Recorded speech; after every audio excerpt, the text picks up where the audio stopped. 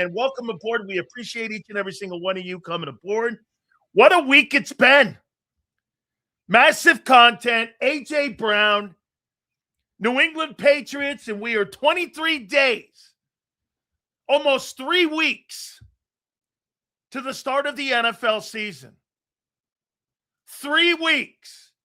All of your installments, all of your so-called superstars, there you go. This is what you're going to battle with. This is the roster you're going to battle with, okay? This is the offense that you're going to battle with.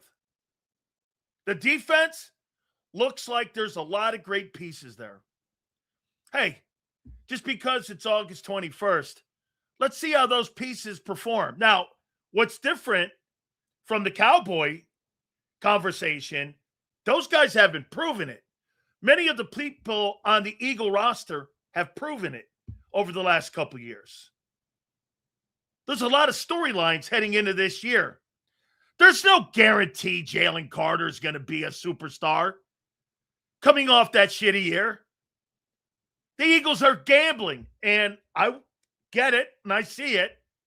I think that gamble should have waited a little longer, but they did it, okay? We shall see.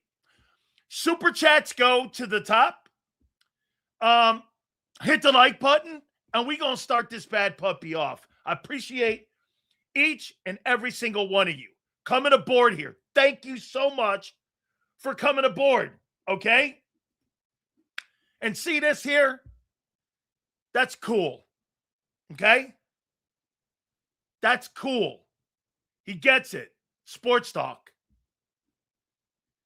We do a show every day, folks. Hello.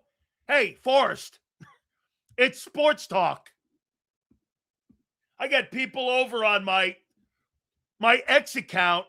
If I see you, I hope you're around so I can pull my you-know-what out, gun out or so. I'm like, sports talk. Relax. But then again, you know what? I understand that because passion, sports and passion, sometimes that's your favorite go-to is your favorite sports team. And I get it. So we're all good. Guys, I appreciate it again. And we're going to get into this here. You want to hear something wild? 2.3 million people watched the Rams and the Chiefs exhibition game. 2.3 million folks watched the game. Most of the players you'll never see ever again. That's the power of football. 2.3.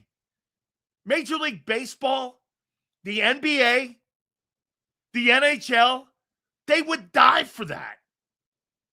This is exhibition football. What a big number, man. For Chiefs and Rams. The opening exhibition game of the year saw 2.3 million people.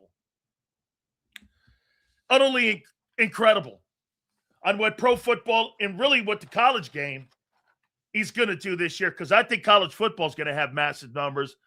Week 0, you watch, folks. That TCU-UNC game, I think Southern Cal plays also that weekend. Okay? I mean, incredible. Incredible. I can't wait. Okay, so here's the one thing we're going to go on. What's the one thing you didn't learn this week about the joint practices so far and what will be important on Saturday's game? What's the one thing we haven't learned anything about this week? Anybody have an idea when it comes to the Eagles? What is the one thing we did not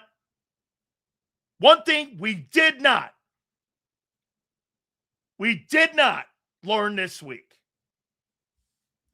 That's not bad. Eagles' depth is trash? Okay, maybe. Way to go, Bob. And that's exactly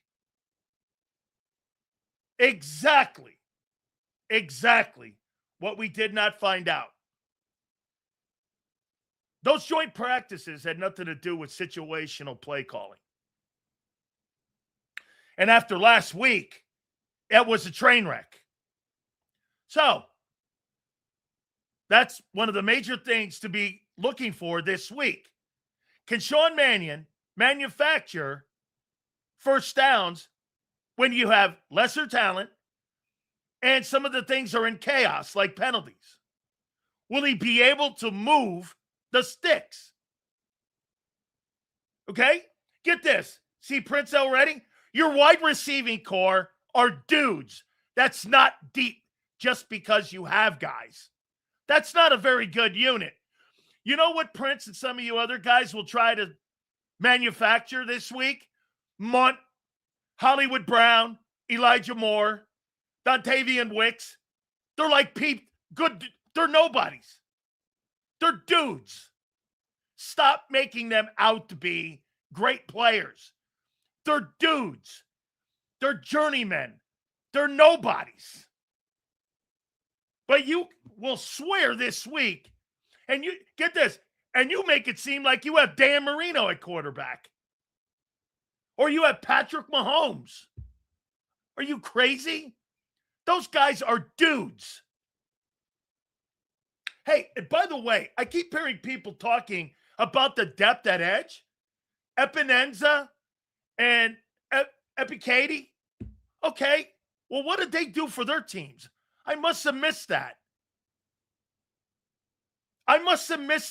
What those guys are going to do and what they did on their teams. I don't remember any of those players making an impact anywhere they were, like ever. I mean, I've never seen those guys do anything. That's deep. Okay. Hey, when you got a Dominican Sue and you've got people like Linville Joseph who have been star football players and they're not at the height of their careers and they come in for like playing a role, that's one thing. But when you're talking to me about Wicks, Elijah Moore, and Hollywood Brown, and Johnny Munt, those guys are nobodies. They're nobodies. What do you mean it's my take? Where in their careers have they been productive outside of Hollywood Brown in their early career?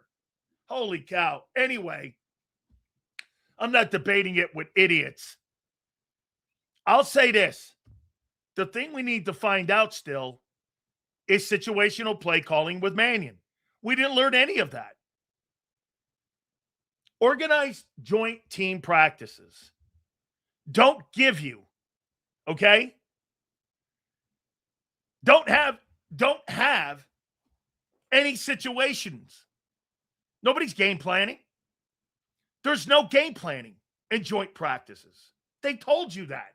So, on Saturday, we're going to see Sean Mannion again. And Sean Mannion is going to be the guy in the bullseye for us to be able to take a look at. Let's see if that guy can scheme up plays this weekend. See how pumped you are about negativity of our team? What? Wanting to find out? Hold on. How many people would like to know if Sean Mannion is a good play caller or not? That's a negative? Hold on. Marshall, do you know what Sean Mannion is as a play caller? Now with me, with the same energy, if you bring back Reddick post AJ, what would that tell you about AJ's buddy? I got to tell you, man. I appreciate your super chat, but I don't know what the fuck you're talking about. Does anybody in here know if Sean Mannion's a good play caller or not? Don't you want to find out? We have his first time. Now Sue has become a fucking mind reader. Pretty funny. Thanks, Sue. I have no idea what he's talking about. A 0. So wait. Mannion, the next McVay. Is that a theory? Or are you projecting that he'll be the next McVay? Is that it? Hey, bro, triggered? I've done a sports talk show for 32 years. To say that I get triggered is very highly unlikely. You can't freaking read, Sills. Don't blame me on it. I don't know. Let me go back here. See how pumped you are about the negativity on our team. Because I said we didn't learn anything about Sean Mannion this week, that's negative. I disagree with you. Now, walk with me with the same energy if they bring back Reddick post AJ. What would that tell you about AJ's buddy? I don't know what you're talking about. You keep bringing up this fantasy sex act with these guys. I think it's bullshit. I disagree. We'll agree to disagree, Marsh. You can think of all of your little tiny BS things and all this. It's bullshit. I don't believe it. We'll agree to disagree.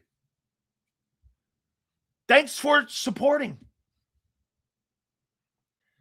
What's the odds we land Sean McVay OC when Mannion was legit one of the last dudes available to pick up? And if he's that good, what's McVay and Shanahan's first year look like?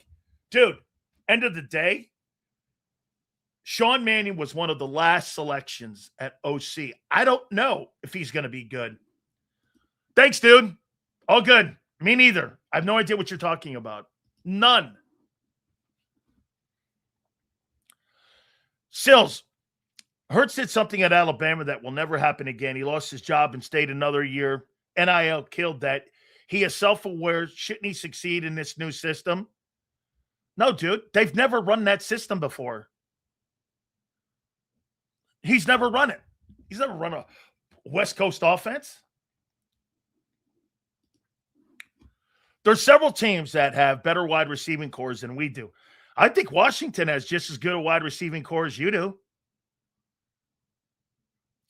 I'll tell you this, Stephon Diggs is better than any 2 or 3 you got in your team.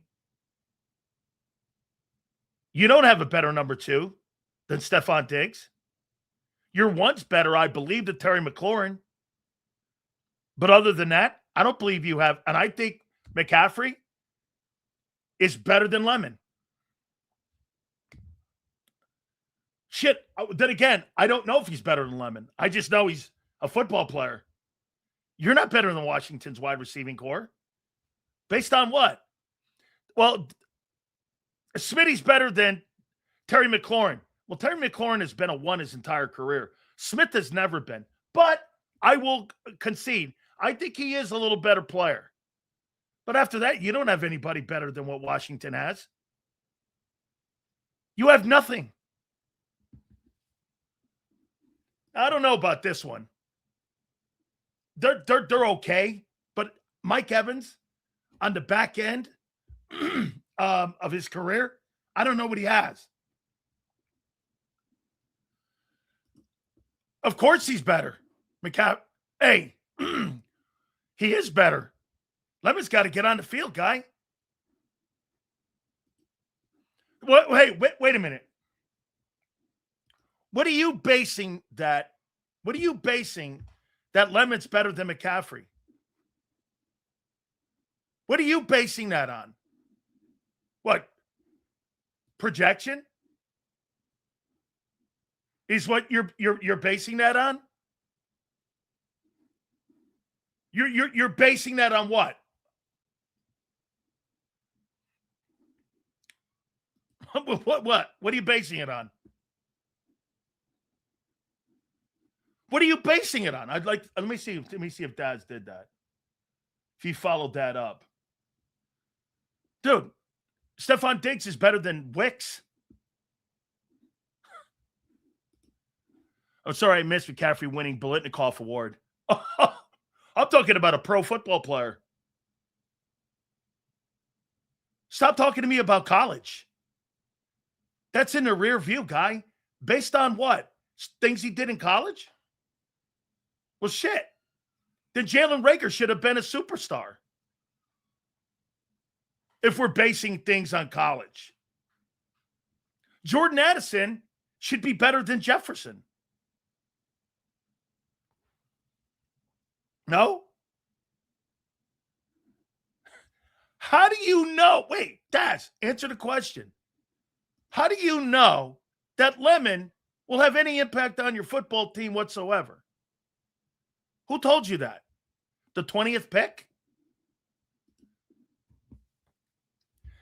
Sills, we are at the end of August. Howie hasn't made a move yet. Any to come soon? I don't know. I think we'll see roster cuts. This guy here has no answers. That most idiotic take in JAKIB sports history. You must be new here. Here is 5 more to fame. Congrats, idiot. Well, I'm not sure what you're talking about. You really believe that what? Makai Lemon is better than any NFL wide receiver right now when the guy hasn't even stepped on the football field? Let's see the impact he has this year on your offense. I don't think high. How about this? I'll make a prediction here. I bet you Hollywood Brown has a better year than Makai Lemon. You want to put money on that? Let's see by the end of the year if he has more numbers than Hollywood Brown. Makai Lemon's injury has benefited Elijah Moore and Hollywood Brown because of him not being out there. Got to be on the field, bro. Cowboys' number 3 wide receiver is better than the Eagles. The Eagles don't have a number 2. Sills, that wasn't for you, bro. Thank you, Marsh. Thank you, bro. I'd be shocked if the Eagles don't draft or sign a wide receiver next season, even if Lemon is a 7-yard receiver. Hey, dude, Bird, if Makai Lemon is a 700-yard wide receiver, that's a downgrade at the position to what you've had the last 4 years. If that guy turns out to be a really good player, that's a downgrade. Do you understand how high a level of players that you've had the last 4 years at that position?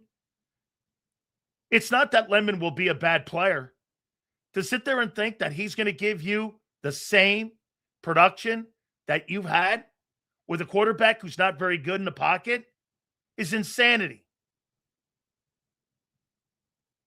And you think you're going to do it with Dontavian Wicks. Dontavian Wicks' ability next to Devontae and AJ, one's a 10, the other's a 6. The drop-off in ability, let alone production, is almost 50%. It's not that Wicks is going to be a bad player. He's just not that player. It's common sense. So, I mean, to sit there and think that you're going to be in that conversation is pretty crazy. I mean, those guys are dudes, man.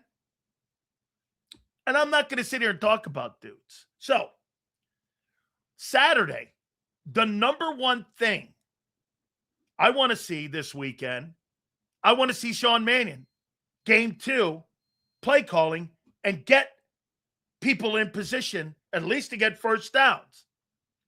Correct. That's why I think Howie draft or signs another wideout. Smitty is about to be 28 years old. He's getting older. He needs another elite wideout. We're on pace for the worst wide receiving core in the NFC East. I think the Giants are right there, but I mean, I don't think your wide receiving core is very good. I mean, without Devontae Smith, that thing's not very good.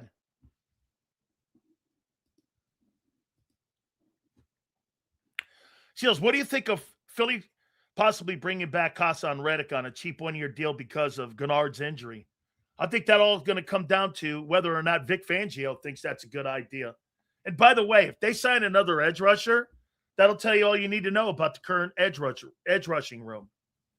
Well, where are you going to go with Reddick if you bring him back?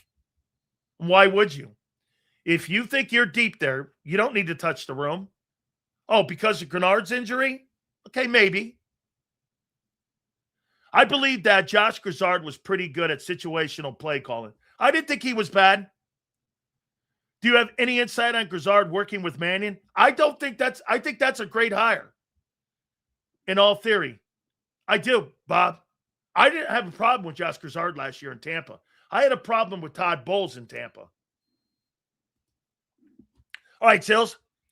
And chat, I'm going to get back to work. I spent all my lunch money. Salute. Y'all be blessed. Marsh, we love you, man. And thank you very much for everything you do, man. Means a lot. Marsh, thank you, bro. I don't even think Howie thinks that. It was the reason he took the approach of being deeper at the position rather than finding one replacement. Hey, dude, just because I get where you're going with that, but just because you put 5 guys in the room doesn't mean you're effective. I kind of get it, but so wait, you're not as talented, but you got less talented guys. I don't know. Well, you all want this season, sacks and 3 and outs or turnovers. You're poisoning the volume of throws about to go up. Get ready. That's a great take. Why is that take important with Sean Mannion's new offense and what we're going to be watching this weekend? Okay? Why is that important? That's a great take. Let me tell you what you've hit on here, Chosen. That defense has to get off the field early in the year, because if they have a higher increase in volume of passes, there's more likely for 3 and outs. Okay? There's more likely. See, don't go by this.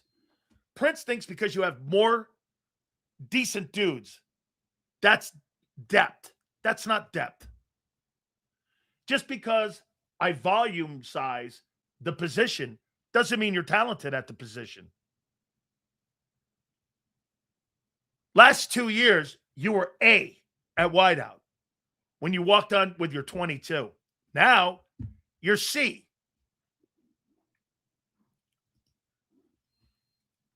Quinyon Mitchell has some interceptions this year. I happen to agree with that. I do. You're not going to have a talented player like that not have it in-game and in-season interception. And I wouldn't be shocked if Quinyon Mitchell has a haul this year. But remember something. It's harder to get interceptions in zones for corners. Do you guys understand that? I don't think that I really explain that. When you're in a too-high safety and you play zone, it's tougher to get INTs. That's set up for the safeties to have interceptions and a high volume of interceptions because of the middle of the field. You understand that, right? So when your corners in a too-high safety zone, you're not going to have high volume interceptions and high volume turnovers out there. You're going to have them in the middle of the field where your safeties are. You're free and strong in your nickel because you're trying to get all the traffic to come back inside off the numbers. You guys do understand that, right? So when you see Q not having high volume, like Surtain or like Stingley, those guys are man press covers.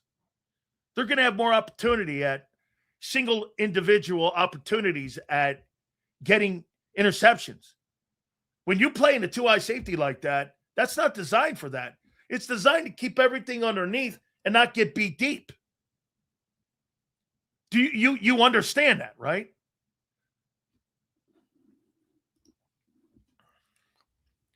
I'm also curious to see how fast the plays come in. That's another one.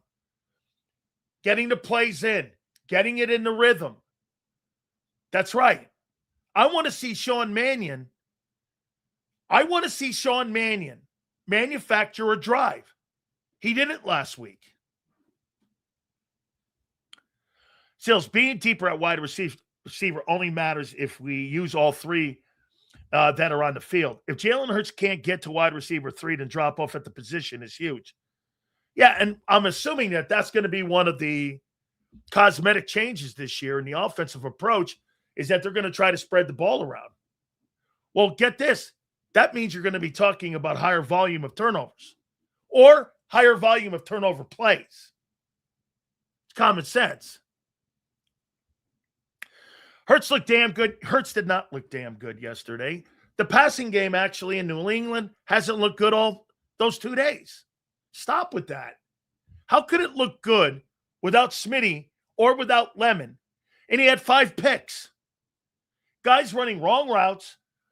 Hurts not having receivers fight for the football. Hurts overthrowing. How could you have a good day? How could you have a good day? Now, working on things is different than performing. That's ridiculous, man. Nobody in their right mind said that the Eagles had a good day throwing the ball the last 2 days. On both sides. That's ridiculous. Sills, I would sign Reddick because besides Hunt and Greenard, next up is Nolan. He needs to prove himself. Well, then you're not, if we're looking at another edge, that means you don't have the confidence in those 2 dudes that you think are depth. I wasn't looking at edge. I don't think they need to sign a guy. I think wide receiver 3 is going to be Lemon for the future. I think with Smitty and another wideout 1 would be a nasty combo, assuming Lemon is who we drafted him to be. That would be an upgrade for the slot in the X. Okay. Well, that's fortune teller stuff, but I think you're right. And I think that's what Howie's trying to look at here. I'd rather high risk, high reward approach than prevent offense. Prevent offense is what killed us last year, and AJ was talking about it all year. Defense was on the field more because we aimed to punt. Listen here, SS. Tom Brady loved the punt. There's nothing wrong with punting. And you have a good one. Get this, SS. How many field-changing players do you have on your football field right now? You have a defense that could change field position, and you have a punter that could change field position. You have those 2 combos, a great punter and a great defense, you're going to keep your offense as it's getting more mature on the field and in games. I think having a great punter is important when you have a top-flight defense. You don't have a top-flight defense and a shitty punter, you might as well be looking for the 2027 NFL draft. Special teams, the first 10 years of Brady's career, Adam Vinatieri, the punting, the defense. Tom Brady won Super Bowls kicking field goals, not scoring touchdown drives. That first Super Bowl, they beat the Rams. They beat them with a last-second field goal from Vinatieri from 50.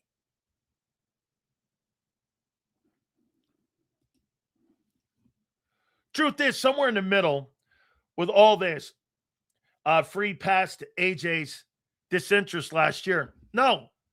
Once again, I said that I was disappointed having seen AJ. By the way, we got a topic on that today too.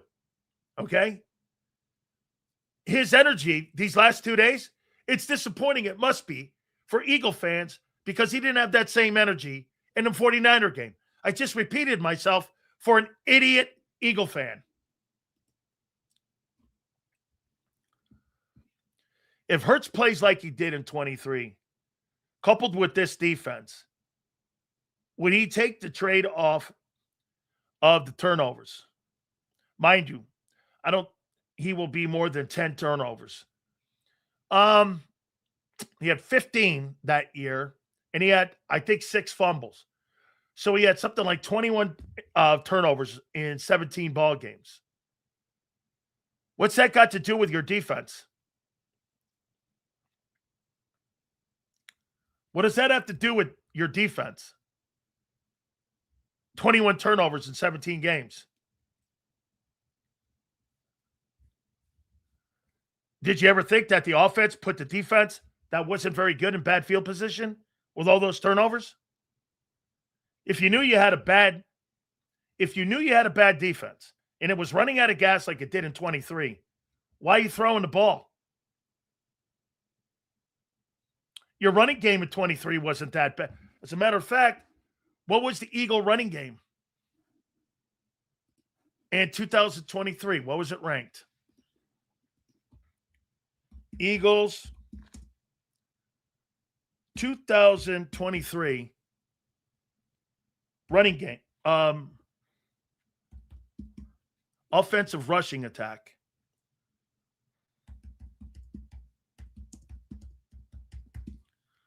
Let me see here.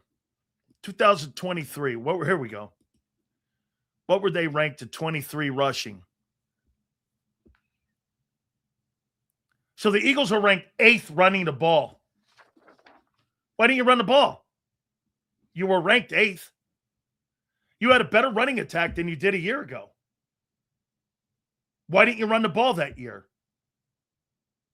You had turnovers, massive turnovers, 21 of them in 17 games. Why didn't you go to run the ball? You had the 8th best rushing attack. If your defense is that bad, keep your defense on the sidelines. Why'd you have to throw it? Sounds to me like the coordinator didn't know what the hell he was doing. Or someone. Best part of my offense in 23 was running the ball, and they didn't do it. And they decided to throw the ball at higher volume. That makes no sense. I have a bad defense. My passing game has turnovers in it, but my run game is 8th. I go away from my run game? That's situational play calling. Hurts struggled versus zone coverage because they was behind the sticks. The defense wasn't good, but they got worse with the turnovers. Well, why didn't you run the ball? You're one of the top rushing attacks in football that year. You were top 10. And you decide not to run the ball? Hey, let's throw more picks. With a shitty defense on the other side. Who made that call?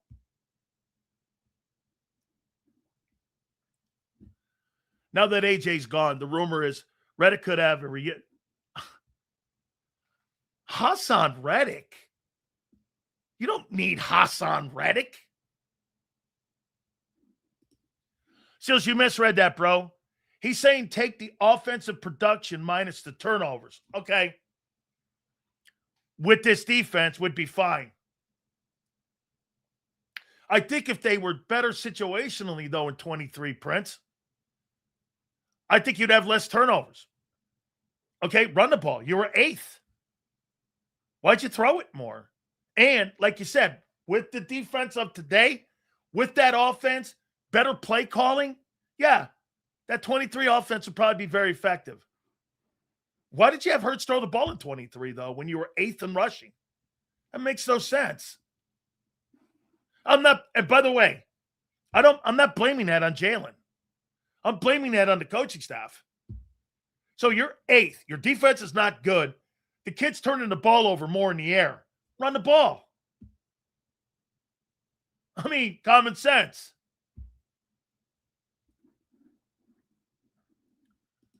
You won 11 ball games that year.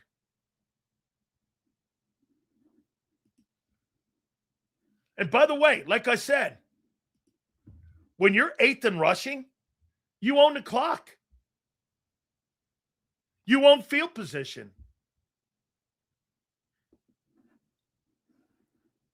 Why are you throwing it? You decide to throw. That's the most attempts he threw. Okay?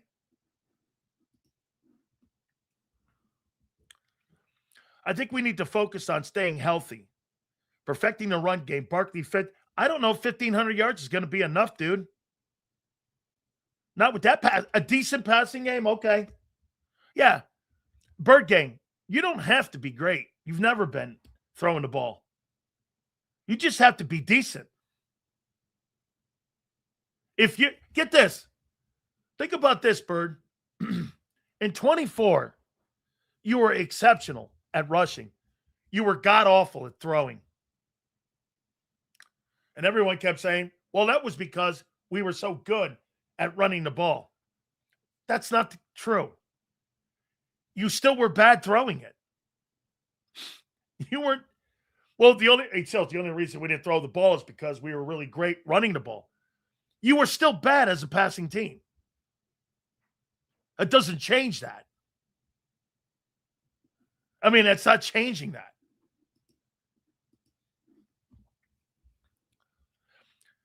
Barkley, damn, 30 years old. He's going to put up big numbers. Why? Derrick Henry does.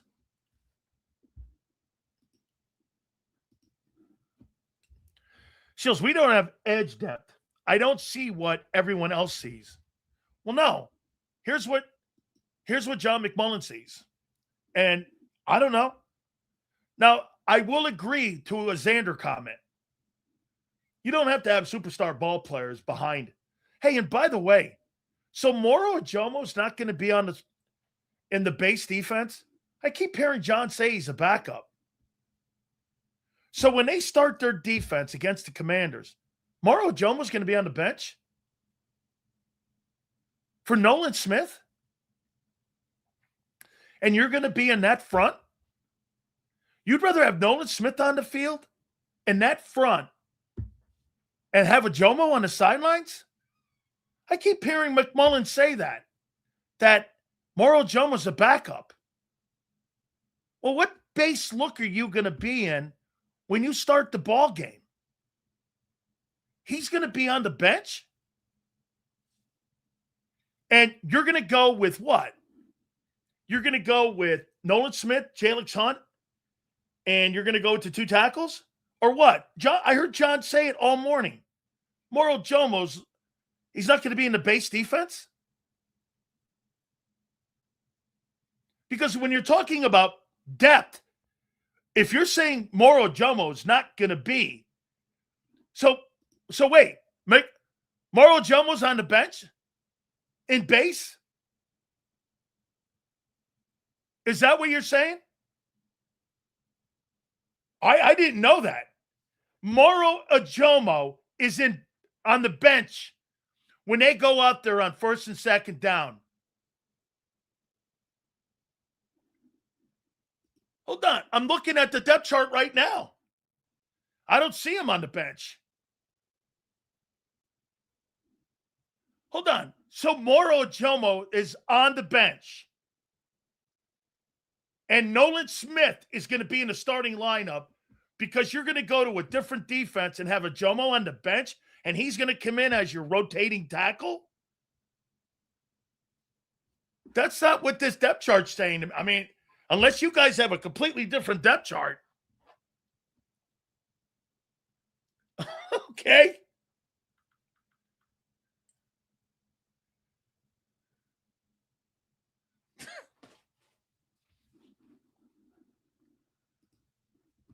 Yes, Sills. Moro's a DT, not an edge rusher. He's going to give. Okay, so I was always under the impression when I saw base, I saw Ajomo out there. Huh.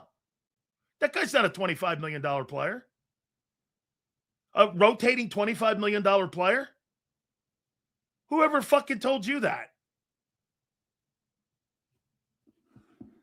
So the way I'm looking at the depth chart right now, they got Carter at left defensive end. They got Davis at nose.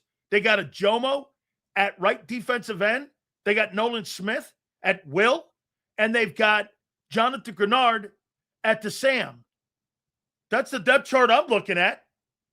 And that's the starting 34. That's the starting 34 that they're going to play with Bond and Campbell in the middle.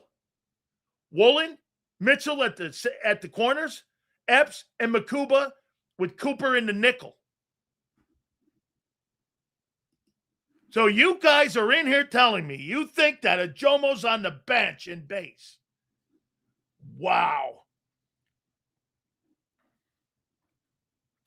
Okay.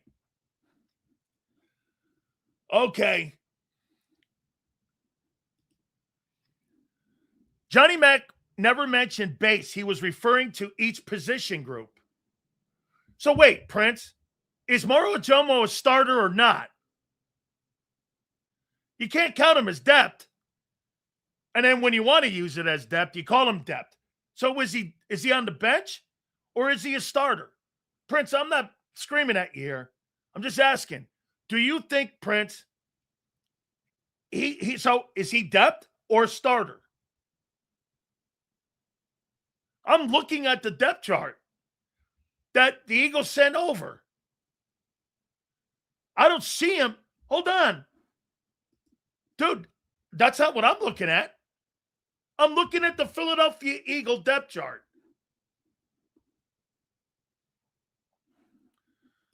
Go to their website. He's a starter. If he's a starter guy, he's not depth. Those are the folks behind you. This guy doesn't even know what depth is. Holy cow. Limited football brain cells. So, wait. Hold on here.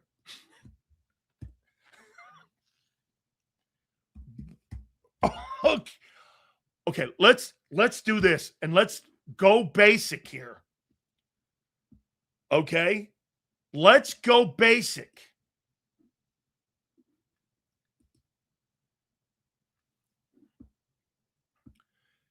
And here is the updated depth chart.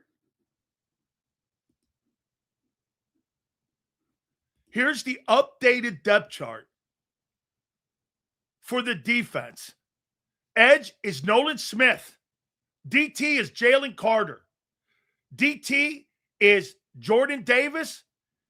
And they've got Moro Ajomo. And they got Jalix Hunt on the other side. That is the updated as of August 21st. That's your front 1, 2, 3, 4, 5. Right there. You're playing a 5 front. What are you guys talking about, Moro Ajomo being a bench guy? Dude, this is off their fucking website.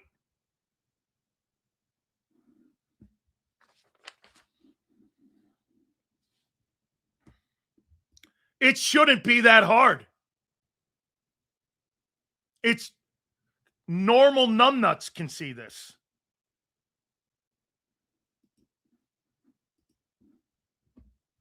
I mean, I've been on depth charts.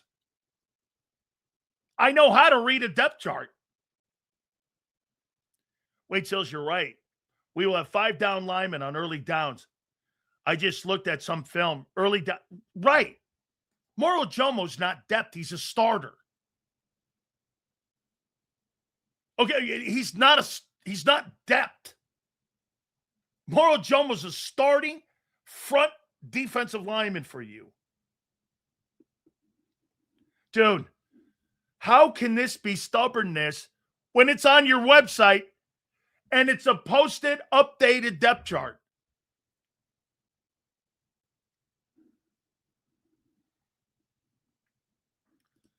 Wait, how am I wrong?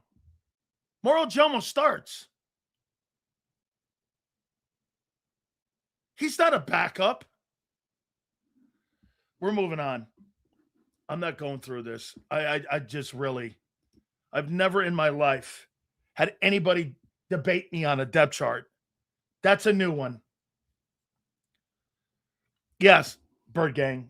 Yeah, I'm not going down this lane again. All right. So, you tell me. I want to do something with, because we're going to see AJ on the sidelines. You're going to make a big deal of it. on Saturday, okay? How long will the new A.J. Brown last in New England, you think? What do you think?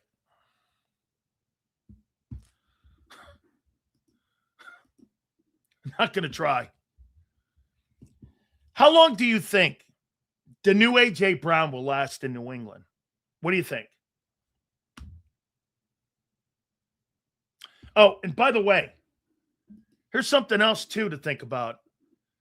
So you're going to take the lesser pass rusher off. Wait, you're going to keep the lesser pass rusher and Jordan Davis on and take a Jomo off on third down? Is that what you're going to do? So when it comes to nickel and it comes to third down, you're taking a Jomo off?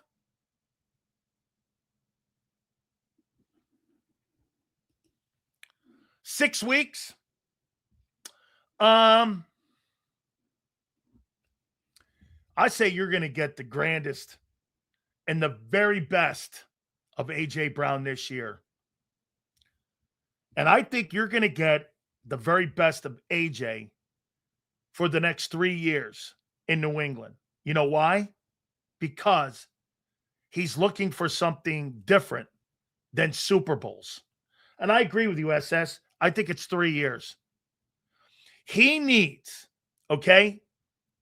He needs, all right? He needs, without a doubt,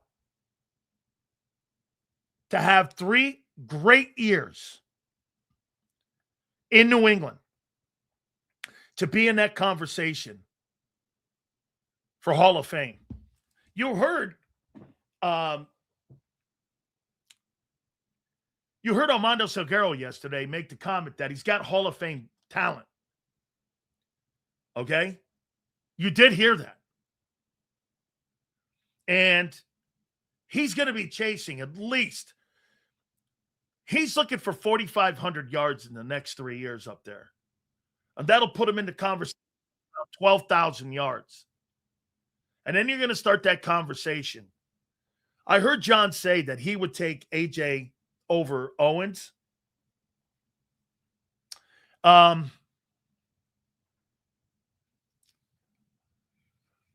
T.O. dropped the ball a lot. T.O. had drops. And for the record, I think T.O. is a great ball player, but he's not Randy Moss. He's not Megatron, like that kind of talent. He's not Antonio Brown. And for the record, A.J. Brown's not Antonio Brown. Antonio Brown's better than Larry Fitzgerald. That guy's got like 7 or 8 Pro Bowls and like 5 first-team All-Pros with the Steelers.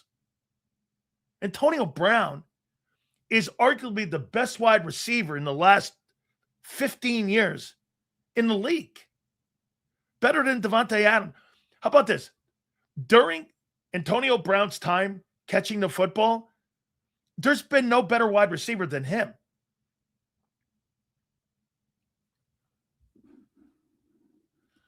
T.O. was a game breaker and never broke a game. And never broke a game. I mean, Antonio Brown was, I think, a 6th-round draft choice. I think he was a 6th-round draft choice, something like that, and turned himself into a Hall of Fame guy. I mean, just completely turned himself into a Hall of Fame dude.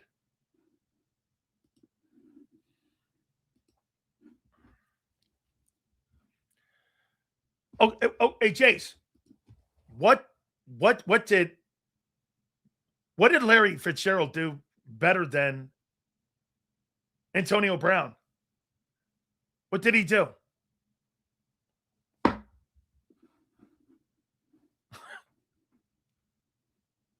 Here.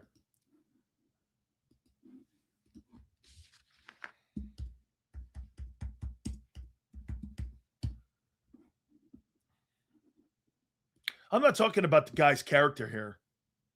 Listen to Brown was insanity.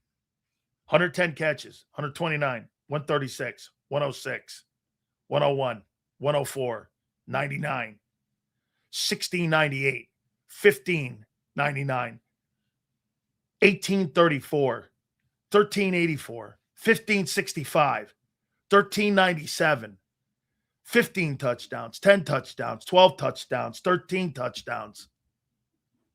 And he owns a Super Bowl ring, and he's a 7-time Pro Bowler, and he's a 4-time first-team All-Pro. And by the way, when you go down to what those guys are talking about today, he's above the metric of almost every single Hall of Famer that's made the Hall of Fame when it comes to his ability to be in the conversation to go to the Hall of Fame. I mean, his numbers are insane. He has Hall of Fame numbers.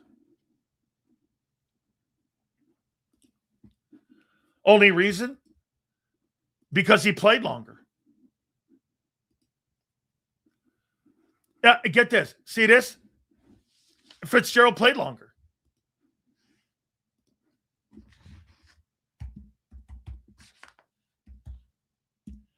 And by the way, Prince can have him. Okay? He can. Yeah, he played 17 years.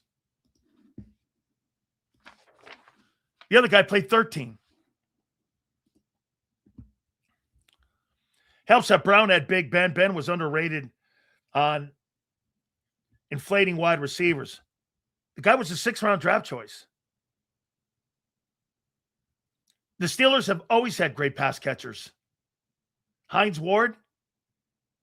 Go down the list of the Hall of Fame receivers that they've had on that team.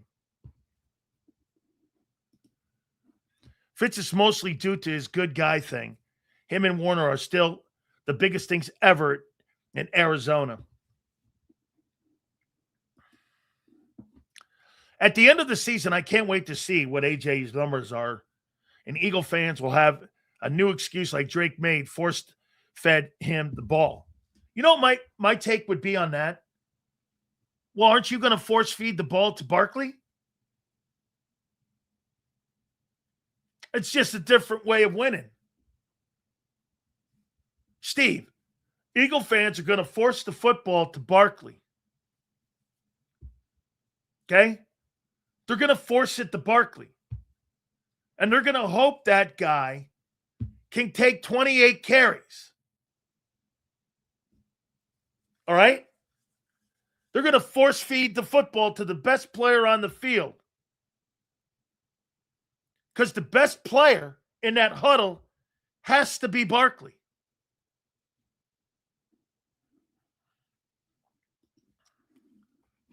He had Brady and Ben. He had Brady and Ben. This is what he says. He had Brady and Ben throwing him the ball. When he was in New England, when Antonio Brown was in New England, how many passes did Tom Brady throw to him? 4. In Tampa, he threw 87 in 2 years. Whew. Man, what a difference maker in a career.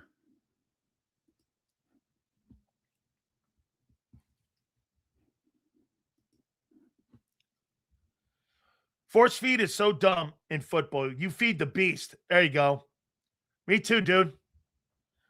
Hey, we had to force the football to AJ. Okay, well, that makes sense. Plus, you're paying him $32 million. If I'm paying a guy $32 million, I'm paying that guy that money for a reason. I'm going to feed him the beat. I'm going to feed him the pill.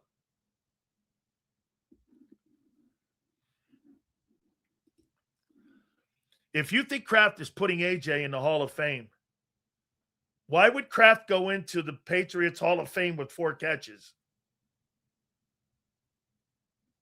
Oh, AJ, my bad. If you think Kraft, well, wait, we got to hold on for a second. That's like telling me Lemon's going to be a star. You don't know. Still, to be honest, if Hines Ward is not a Hall of Famer, 2 Super Bowls and a Super Bowl MVP over 12,000 yards, AJ going is going to need 13,000. Yeah, probably so.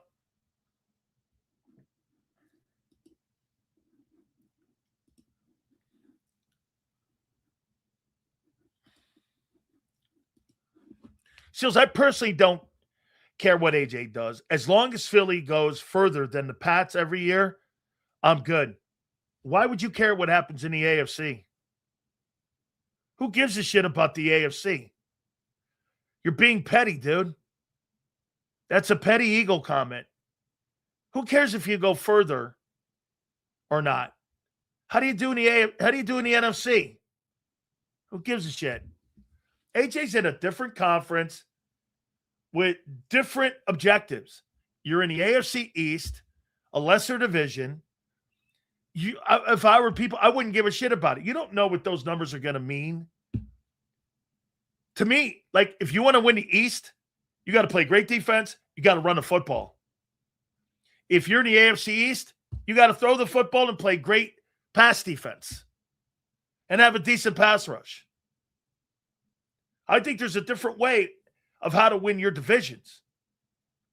What and how have the Eagles won the division the last handful of years? Running the ball, not throwing it. If that was the case, throwing the ball to win the East, the Cowboys would win the East every year. Do you understand? There's a different way in each division on how to win those divisions. That's why you got to build your football team to the opponents that are in your division. Like when you play in the NFC North, okay, you've got to play some pretty good. You got to have good ends because you got to set the edge there because they're going to try to run the ball. Chicago wants to run the ball. Detroit wants to run the ball, even with those skilled guys they have. And they're trying all those teams there. Packers made a move for Micah Parsons, pass rusher. Aiden Hutchinson in Detroit. You've got Van Kinkel in Minnesota. Do you understand? Every division's different in how you go and approach to win those divisions.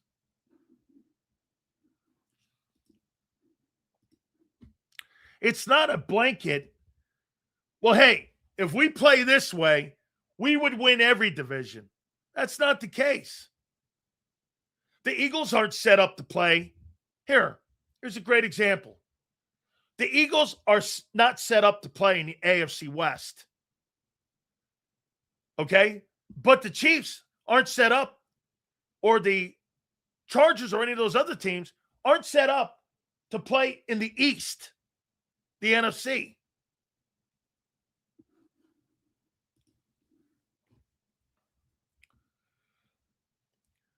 Seals, I'm replying to somebody said the Eagle fans are going to be upset about AJ doing well. Oh, okay. Yeah, I got it.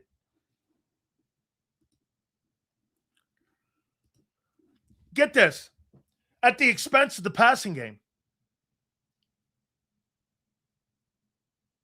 They got their numbers at the expense of the passing game.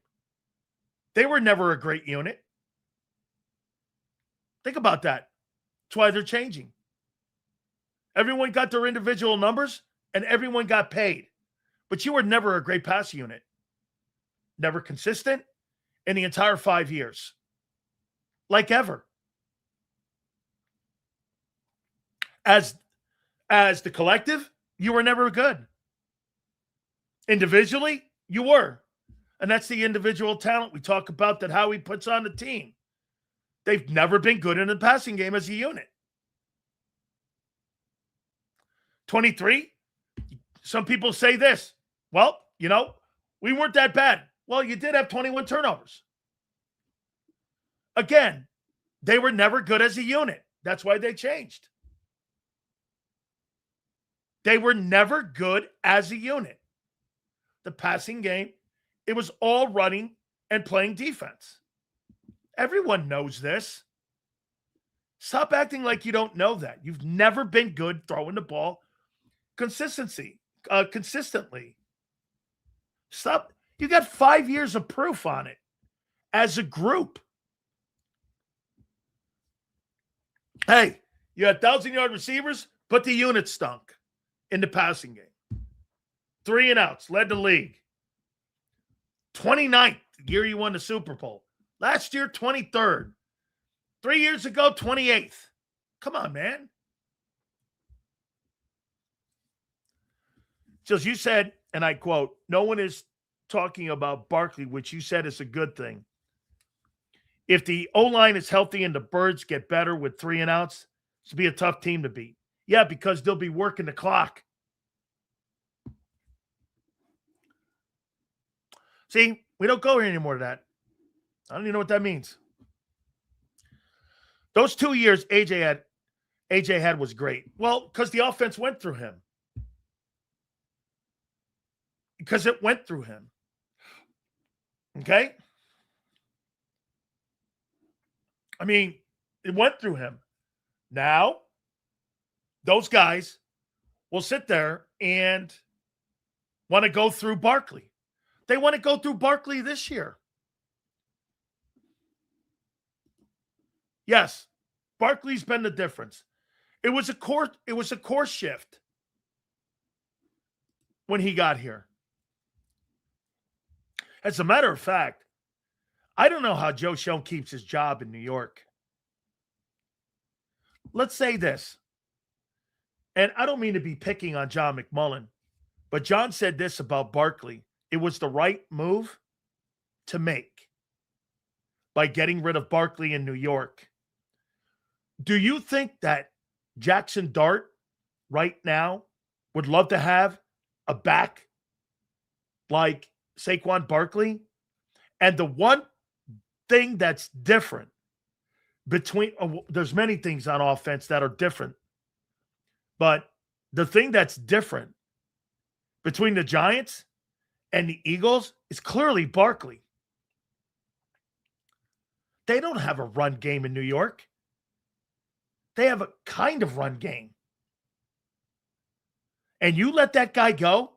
Hey, and for the record, the 2 dudes you let go, Daniel Jones just signed a contract extension for $48 large over the next 2 years, and Saquon's one of the highest paid running backs. And you didn't know what to do with those guys? How do you keep your job? So those guys go other places and excel, and not with you. That's an indictment on the GM and the coaching and the hiring process. And that guy deserves to keep his job? No wonder he's a do-boy for John Harbaugh. That guy's making no critical decisions on who. And by the way, let's see if Jackson Dart can stay healthy, because that's also a Joe Schoen pick. You mean, if you had to do that all over again, would you want to try to work with Daniel Jones with a better coach? Or would you rather have Jackson Dart? I don't know, man. I think I'd rather have Daniel Jones. That's a poor decision-making on personnel. Something Howie really doesn't make a mistake on. You know the only things that Howie does? He makes you scratch your head at this. You'll spend 3 years with a guy like Milton Williams. The guy will turn himself into a great football player, and you have zero interest in signing him. And if a guy's a first, Jordan Davis right now today is not a better football player than Milton Williams. Why? Well, Milton Williams can play 3 downs. And he's proved that. Davis is not. They believe Davis will. Okay, well, that's a projection. Milton's doing it. Milton's doing it.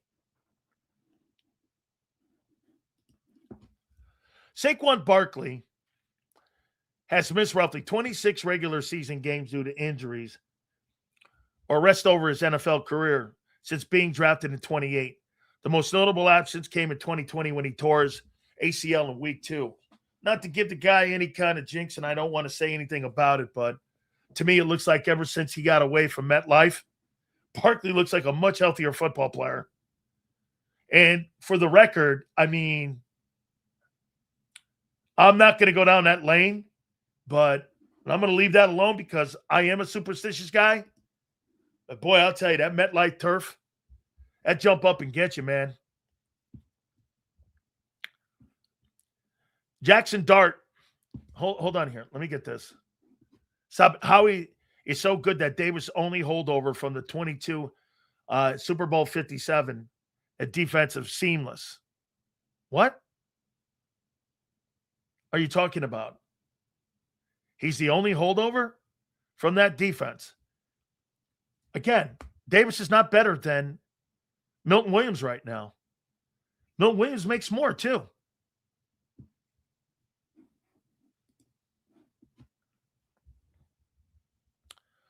Yes, projection, to be fair, JD has. To be fair, he has. He has. Actually, too, becoming a better leader.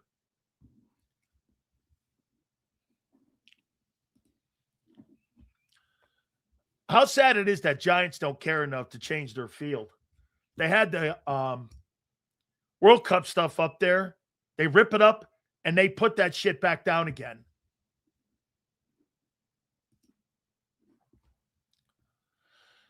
Jackson Dart ain't it. He was a wasted pick, which as an Eagle fan, I'm glad they wasted the pick. I'd hate to see a great wide receiver like Malik Neighbors. I thought I saw him get banged up in practice too. Get stuck with no quarterbacks their whole entire career. Maybe we get him. I think Neighbors is a really good football player. I'm with you, man. I don't see it in Dart either. Guy doesn't know how to protect himself. He doesn't know how to protect himself.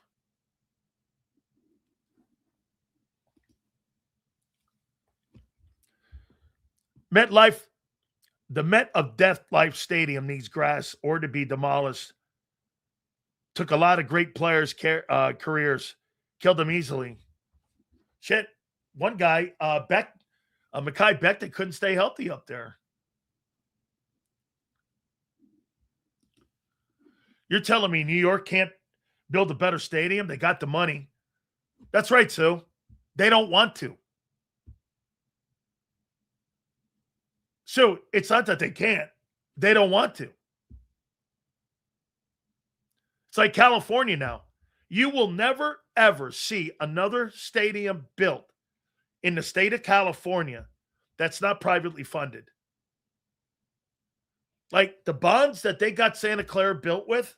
Remember, Stan Kroenke opened up his checkbook and he paid for SoFi. Nobody paid any money for it.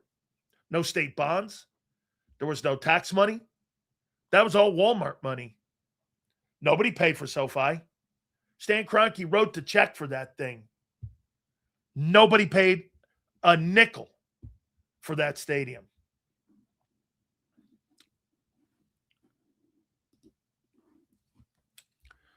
John Gruden yelled at Dart when drafted, but to his defense, the running back missed the block, which got Dart killed. Yeah, Hollywood. But welcome to the NFL. People miss blocks. Get down, son. You can't get down and protect yourself? Hey, I'd rather have my quarterback get down than take a hit. Take a 5-yard loss. Learn to live to play next week.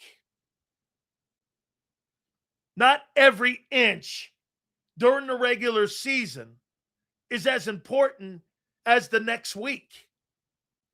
You got to learn to play the next week.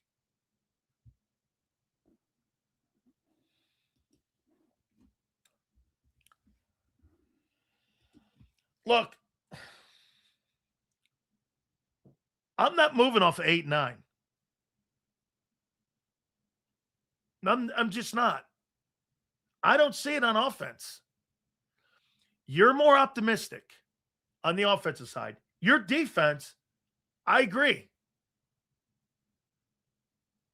I'm encouraged about hearing the offensive line. I'll tell you what, I am going to go to the next topic. Landon Dickerson is a problem for me. I don't believe that guy's going to make the year. I think that guy, in all reports, since a year ago, when he had a horrible year, and in the controlled scrimmage, he got destroyed. If that guy's not a factor, you got a problem.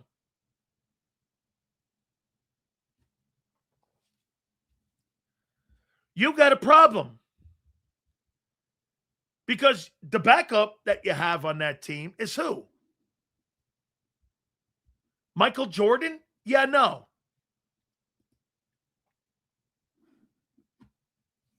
Yeah, no.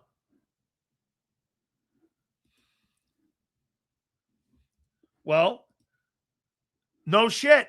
Welcome to the NFL, where injuries are not a factor. You got it, dog. And that's why I'm where I'm at. Seals, how do you think Landon Dickerson will pan out? Man, you're lucky you've been here a long time.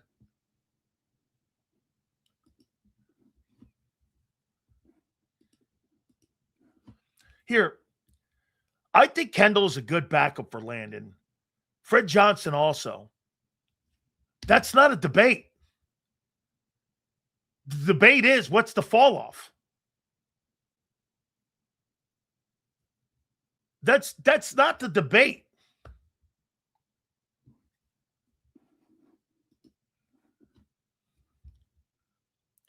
So for someone that's never been in the NFL, they wanted to one day become a GM. What advice would you give them to get their foot in the door at any job, paid or not paid, opportunity to prove them? Well, go be an intern. Knock on the door, send resumes. Knock on the door and say you'll do whatever it takes. Give them a background, talk passion, and tell them what your goals are. This guy never stops, but I love him. NJ Fishing Maniac, thank you, bro. Yeah, that's what Howie did. Howie sent resumes, I think, to Mike Tannenbaum. Sills, how long does it take for an open-air team to become soft after moving into a dome? Chiefs to move into a dome in a few years. Eagles may get a dome too. I hope not. Man, I think let's take a look at that. I want to show you guys something.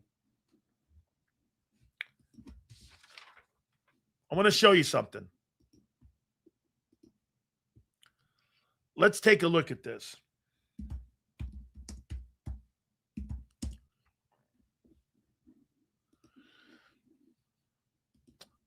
Philly wants a dome? Well, let's take a look at that. How many teams have won the Super Bowl in the last 60 years that played in a dome? Let's take a look at it. Seahawks outside, Eagles outside, Chiefs outside, Rams. 2000. It's kind of, but it is a dome. I'll go there. I'll give Rams 21. Let's see. Bucks outside, Chiefs, Eagles, Patriots, Broncos, Patriots, Seahawks, Ravens, Giants, Packers, Saints. 2009. Let's see here. Colts, 2006. Colts. Patriots, Bucks, Patriots, Ravens, Rams. They played in that dome in St. Louis in 2000 and 2000. Packers, Cowboys, Niners, Cowboys, Washington, Giants, Washington, Bears. No team won the Super Bowl that played in a dome until the Saints did it. Oh, no, the Rams did it in 2000. So in 61 years, 4 teams have won Super Bowls. 3 teams, really. The Rams twice, Saints, and Colts. In 60 years. You want a dome? Think about that. 3 teams have won Super Bowls playing in a dome. And you think playing in a dome is a good thing for football? Based on what? It ain't the history of the game. 3 teams, Rams, Saints, Colts, are the only dome teams ever to win a Super Bowl.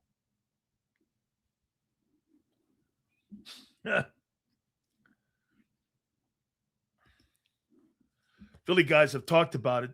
Segura talked about it. Kaplan talked about it. Yeah, dude. You play indoors and outside. The reason that the Colts with Peyton Manning underachieved, when they had to go to New England or Baltimore, they got waxed. I mean, that's why that stupid comment that Jake Elliott made. Jake Elliott's like, hey, we had some bad weather. Hey, Jake, you need to go kick in a dome, kid. It's Philadelphia, man. You're going to get shitty weather. Yeah, I hear people, they're always like, be the best interest. And Jeffrey Lurie is trying to sell it to Eagle fans. Hey, listen, we'll get a Super Bowl here. You won't play in one.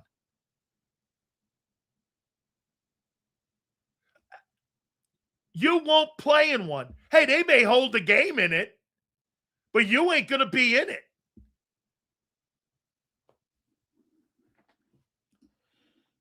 Superstitious? He's telling me facts are superstitious. In 60 years, 3 teams have won playing in a dome. That's superstitious to Twiz. Hey, Twiz, that's actual facts, dog. Oh, you build a good team, you'll win. Okay. Well, wake me up when that trend changes.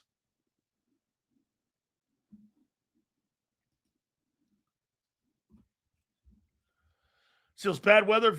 Vinatieri was out there kicking during blizzards. What is Elliott talking about? Yeah, I don't know. Boy, is that guy, he is the only guy on that. Get this. Jake Elliott. Are you guys hearing me? Jake Elliott gets more leeway with his history than what Jalen Hurts does. He gets more of a pass than the quarterback does. I've never seen a guy who's been bad. Bad. And they don't bring any competition in for the guy. And people are constantly on Jalen Hurts. The organization's like, nah, Jake will be all right. The quarterback doesn't get the pass that the kicker does on the football team. And the kicker, in many aspects, in today's NFL, as important as any offensive player when it comes to scoring. Dude, here's the biggest number you need to know. What's the point differential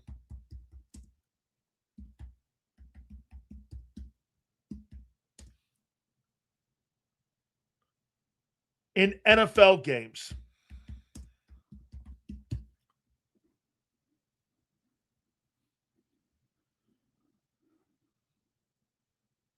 Three points.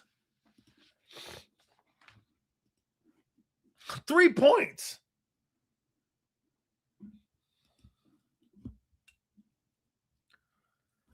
Kind of eliminates the whole home field advantage shit, though.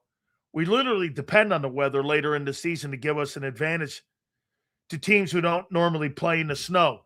Jeff, who do you think had the advantage between the Colts and the Patriots during the Brady years? And why home field advantage was so important over the Colts instead of going inside. By the way, I'd rather have an outside team go inside than an inside team go outside. Peyton Manning underachieved in Indianapolis.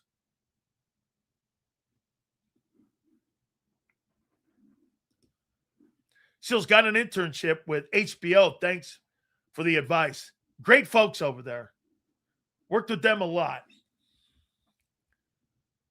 Seals for sure needed to build a new stadium and have a retractable roof. Having a dome would be idiotic. Retractable is the way to go for sure. Either way, we definitely need a damn new kicker.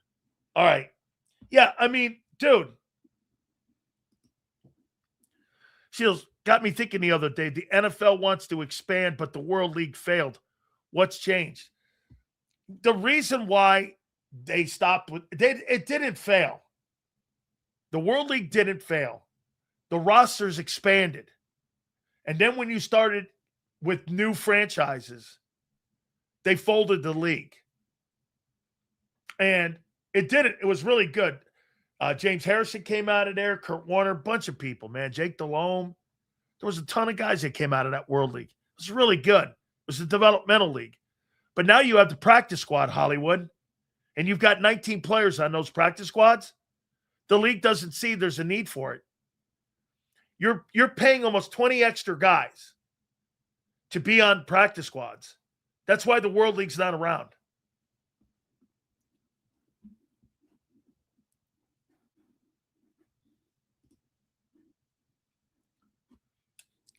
Newsflash, if the Eagles had a retractable roof, they'd close it for a snowstorm. Why? Oh, the league would close it for a snowstorm. I wouldn't close it for a snow. Well, here's another one for you. On the, here's another one.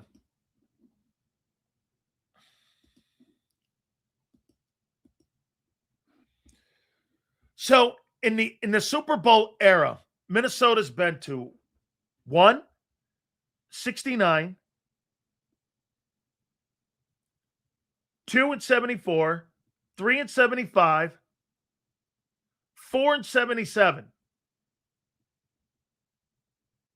And what year did they put the roof on the Hubert Humphrey Dome?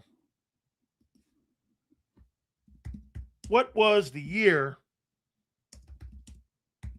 Minnesota played in the dome?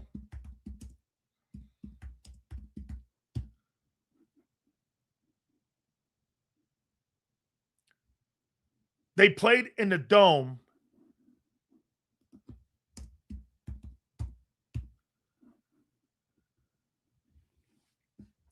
(1982). So 77 was their last Super Bowl. They've never been back. Once they put the top on the stadium, they've never been back to a Super Bowl. They took their home field advantage away. I actually played in the Hubert H. Humphrey Dome. Domes get you a stadium host, but weather elements get you an advantage on the way to the Super Bowl. Look at Minnesota. Their evening playing field. Dumb dome choice. Yes. All right. Let's go to another one. By the way, Z will join us soon, and Mike North, as always, will join us. I want to say this thing about Troy Aikman and the Cowboys. I don't really bring this up much, but I tweeted this out here. And to me, Troy Aikman has a massive problem with Jerry Jones. And I tweeted this out. Troy Aikman he delivers a blunt verdict on the Cowboys' playoff failures. It starts at the top. I believe Troy is still bitter that Jerry left possibly 3 Super Bowls on the floor because of the fallout that he had with Jimmy Johnson. Troy Aikman is not a fan, I don't think, of Jerry Jones. And that's one of the reasons why he's working for the Miami Dolphins and not for the Dallas Cowboys. I mean, here's the things here. Fans deserve better. Aikman delivers the verdict on the Cowboys' playoff failures and starts at the top. Aikman questioned the Cowboys' power structure, praised Jimmy Johnson's authority, and said the team's loyal fans deserve better. This is out of CBS. Like every Cowboy fan, Troy Aikman did not think that this 3rd Super Bowl win with Dallas would be his last. Not only was it the last title for Aikman, but it also remains the last championship for one of the most recognizable brands in all of professional football. It's the last time they were relevant. Here's Troy. It's hard to fathom, Aikman said on the Cowboys dialogue, and what's going on here. I mean, it really is. We talk every year about parity and how we've seen teams that have gone from last to first and teams that have not been historically very good. And yet, they still make a run. They'll make it to the championship game or they'll make it to a Super Bowl. And yet the Cowboys, that hasn't happened. What makes the Cowboys drought perplexing, Aikman said, is that his former team has had considerable success in the regular season over the last 30 years, but the success is not translated to a deep playoff run. Aikman isn't exactly sure why the Cowboys haven't made more playoff success. He doesn't know, however, that it's the time for the franchise passionate fan base to actually deserve more. Cowboy fans deserve better. I do know that. I mean, this is the Cowboys. I mean, how are we not in a conversation when it comes to at least competing? He's right. How many shitty teams have we seen? The Buccaneers have won more Super Bowls since 2000 than what the Cowboys have. How's that possible that the Jags have more success in a parity-driven league? How are you not even in the conversation, like, ever? How are you not there? Sills, what was the best college game you ever seen? Have you been seen and thought it was when Pat Tillman in Arizona shut out Nebraska? Man, I've seen a lot of great college football games. I like that Texas USC national title game. Best game I'll tell you what, I've been involved in 2 of them. 31-30 when we beat Nebraska and when we got beat by Penn State. How do the Cowboy fans, and I mean, in a parity league, how are the Cowboys not even close to sniffing like any playoff success? Like, you can't even get to a division. You can't even get out of the divisional championship round. How's that possible for a franchise? It's 30 years. Let me take a look at something. AFC championship games. List of AFC championship games. List of NFC championship games.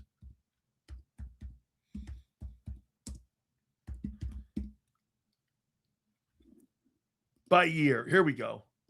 So here's the championship games for the last, Seattle, LA, Philly, the Commanders. There's a shitty franchise. Washington. 2024. Sorry, James. The Lions. 2023. 49ers aren't. Bucks aren't really anymore. New Orleans. 2018.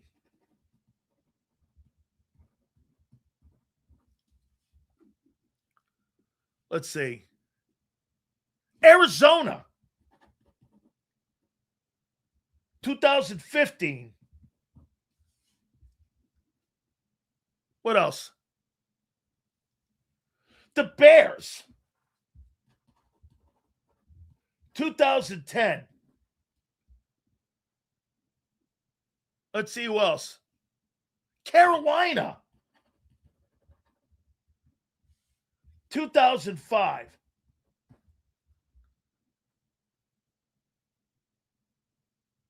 Shit, Carolina's been to 2. I'm just looking at the shitty Atlanta.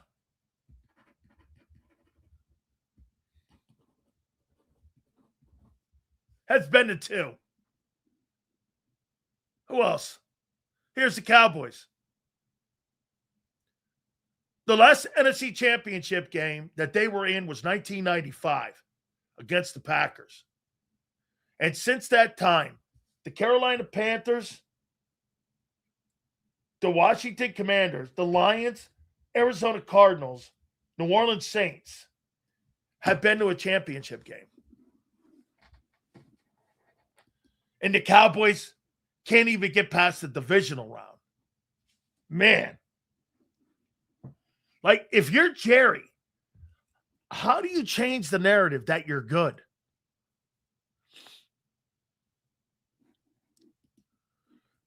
Get this. At some point, they got to hold their players accountable as well.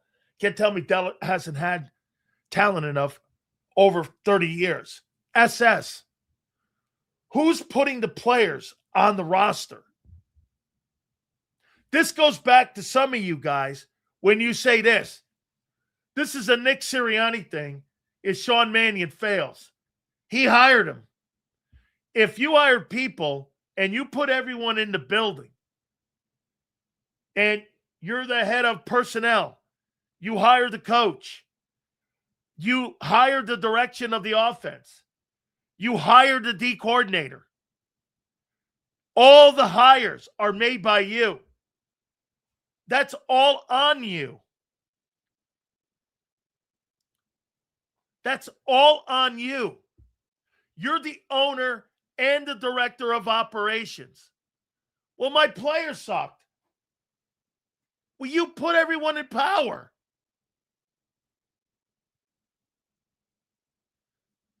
You put everyone in power. The Carolina Panthers have been to 2 Super Bowls since the Cowboys have been to an NFC Championship game.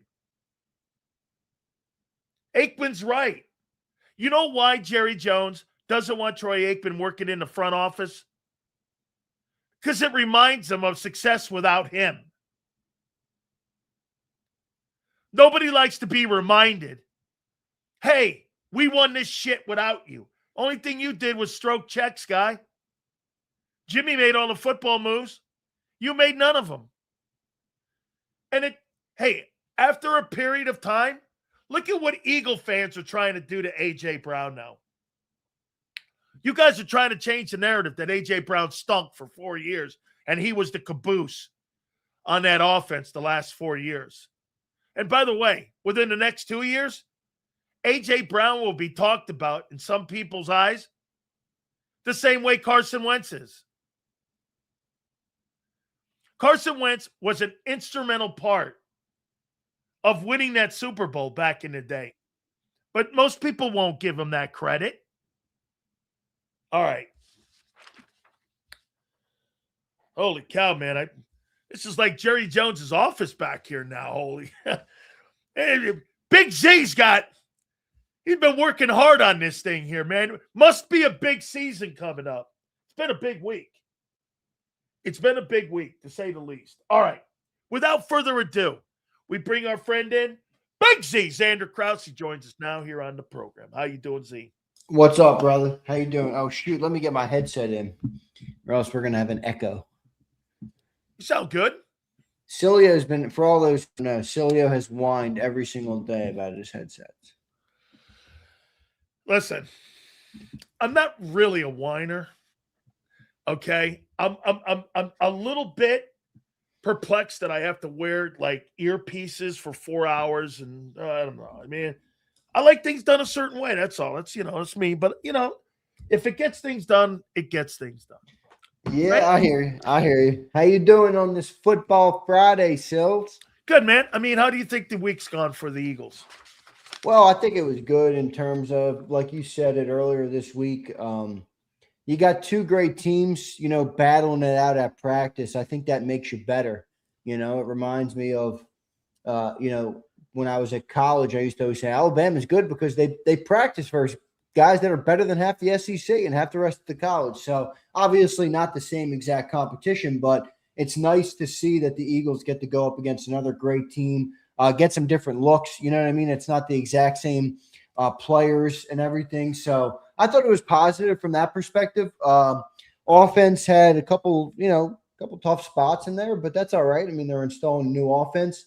And I think we learned that A.J. Brown's probably going to have a big year if we didn't already think that.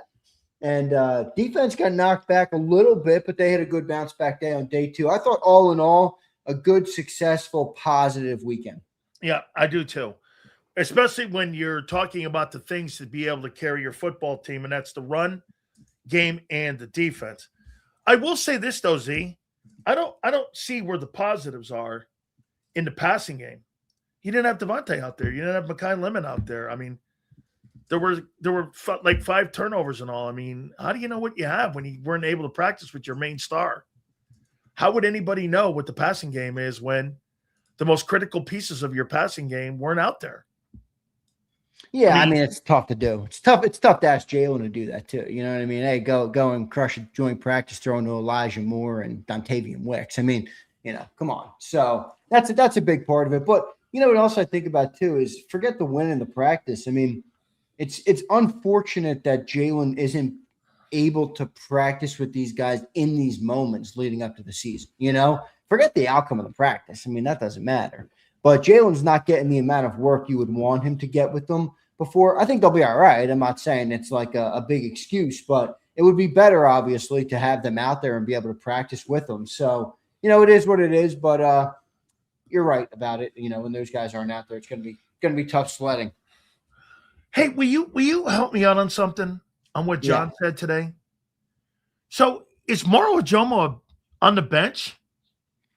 Well, I think John's coming from they only play base 25 to 30% of the time. So when they start the game against the Commanders, Ojomo's on the bench? Well, they'll probably start in base. If they don't start in base and they start in nickel. So if they start in base, Ojomo's on the bench?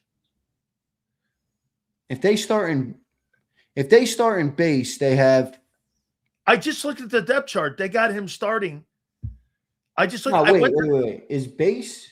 I'm mixing this up. Base is the 5 front, isn't it? Yeah, base is the front. It's the 5 front. Yeah. So Ojomo would be out there. Yeah, I mean, they play. Okay, so that's why John. My bad. I mixed it up. I said it backwards. Okay. John is saying he is a depth piece because when they're not in base, they're playing nickel, which is most of the time. Ojomo's probably going to be on the bench. I would think it, with the exception of 3rd and long. Okay. Well, so they're going to take him off the bench. Why the fuck are you looking at me like I'm like? Wait. No. So what I'm saying. So what you're saying to me is that they're going to take Moro Ojomo off the bench and keep Davis, the lesser pass rusher, out there. I'm looking at the Eagle team site right now. Dude, why do you have to look at it like that? Can't you just say, wait, I'm trying to get clarity. 3 great defensive tackles. Wait, 2 of them are great at rushing the passer. One of them is great at stopping the run. Moro Ojomo. They got a versatile defensive front, Sileo. Moro Ojomo is not depth.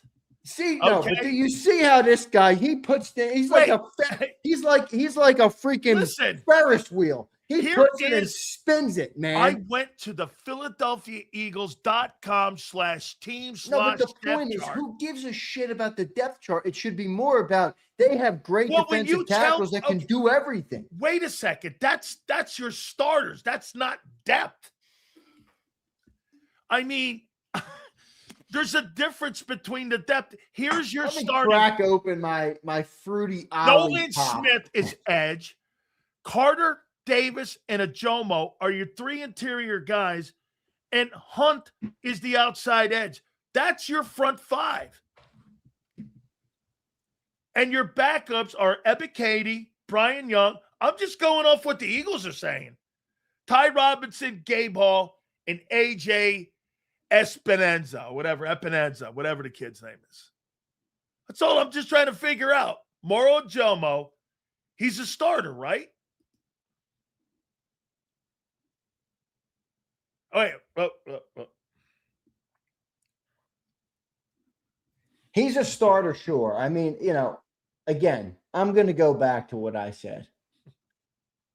F the Sileo depth chart. What? It's the Eagle depth chart. No, I know, but F your interpretation of the depth chart.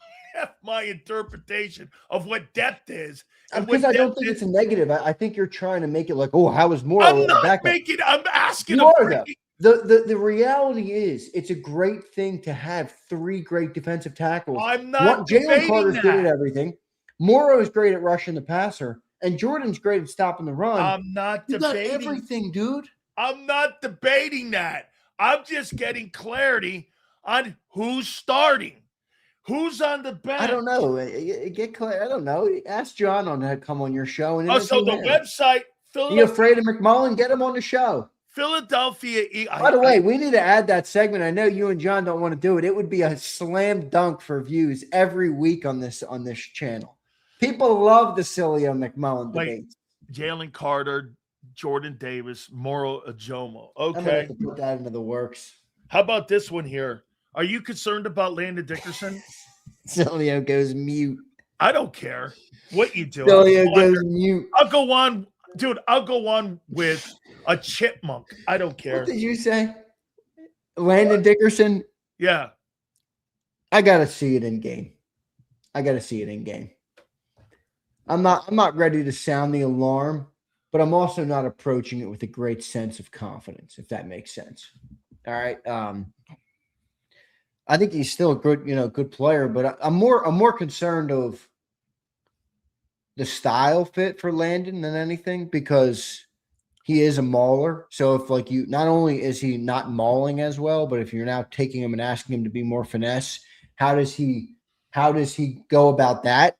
That'll be interesting to see. But I'm not concerned yet. I wouldn't say I'm concerned. But I'm keeping my eye on it. How's that? You think they're going to be able to run that stretch play? Yeah. 4 or 5 offensive linemen are pretty. With Landon?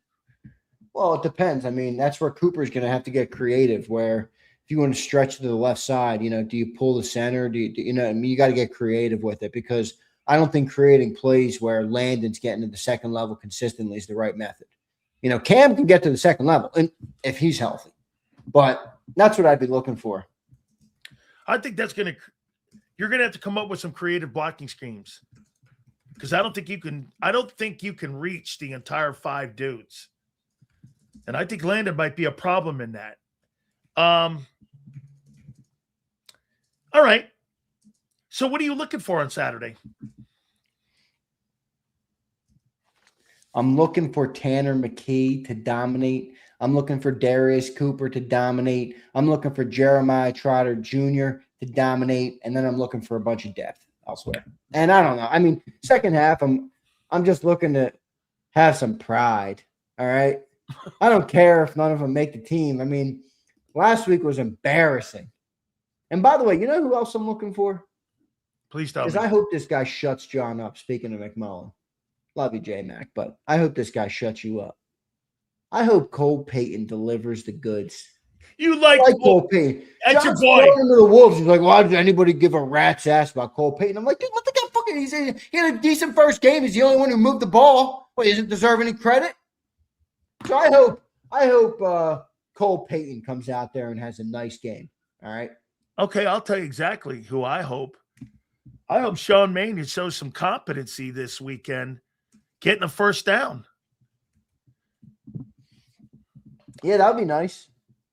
I hope that he could take a bunch of trash cans, manufacture me, and have some answers to be able to look competent. Because last week, Sean, you didn't look competent, kid. Tough first showing for our boy Sean Filet Mignon. Yeah, you're going to be on his ass all year. But again, I say to you, if the offense sucks again, will it be easy? Will we blame Mannion the same way we blamed? No, you're going to blame Nick for this one. Yeah, I agree. Yep. I agree. That's right. Because you know what he did? And you're going to blame Jalen too, to be clear. He'll be in the mix too because Jalen, if you don't like the play, audible out, kid. Like, where did, like, you're going to look at this hire. If this guy doesn't move the sticks and move the needle, what are those like job sources that you go online and you like plug your resume in? Where did Nick get this guy? Like Resumes Are Us? What's it where called? You go online? What's that thing called? Expedia? What is it? Expedia? Where you go on there? Hey, guess what? I've never been an I'm unemployable. That's what I tell people. I'm unemployable. I've never in my life ever been an OC. I've never ever called plays. But hey, I really love the game and I really love Philly. I hope that this clears anything up. Here's my references, and here, if you want an interview, we can Zoom it. Is that on Nick got him the job? Holy shit, he did 7. Indeed, that's what I was thinking of. Yeah. ZipRecruiter and Indeed. That's where he got these 2 OCs from. ZipRecruiter. You're telling me Sean Mannion was picked up on ZipRecruiter? Yeah. Oh my goodness. This guy had about 17 different teams. One of them was the I think Sean's good. I think he's going to be offensively smart. I think based on I don't think he fits. I don't think his background fits when I don't think his background fits what they're trying to run with or the style of play that they have played, but we'll see. We'll see how it looks. I got an AJ. Whoa, Rasputin. Task rabbits for McMullen, not for me, dude. Look, I'm mid-build. Oh, I got it blurred back there. Yeah, I got it blurred. I'm mid-build, Sills. That's why I was late again. I like it, man. I think I could see it coming in there, man. I like it. Oh, yeah, it's going to be good. Hey, I got an AJ Brown question for you. Uh-oh. How long will the new AJ Brown last in New England? 3 years. 2 years and 3 years is when the rockiness starts because of age. I mean, I don't think. Or do you think his priorities have changed because he wants a gold jacket and it may last longer? Well, it'll only last longer if they're still getting him the ball. I mean, he is older, so I wonder how that's going to work in terms of, it is realistic to say he might have dominated joint practice. Like, what type of shelf life does AJ have left? I don't know. Maybe it's longer, but like even Devontae Adams, who in his prime to me was better than what AJ was in his prime, you taper off a little bit. That doesn't mean you still can't be a good player, but I think AJ will taper off at some point.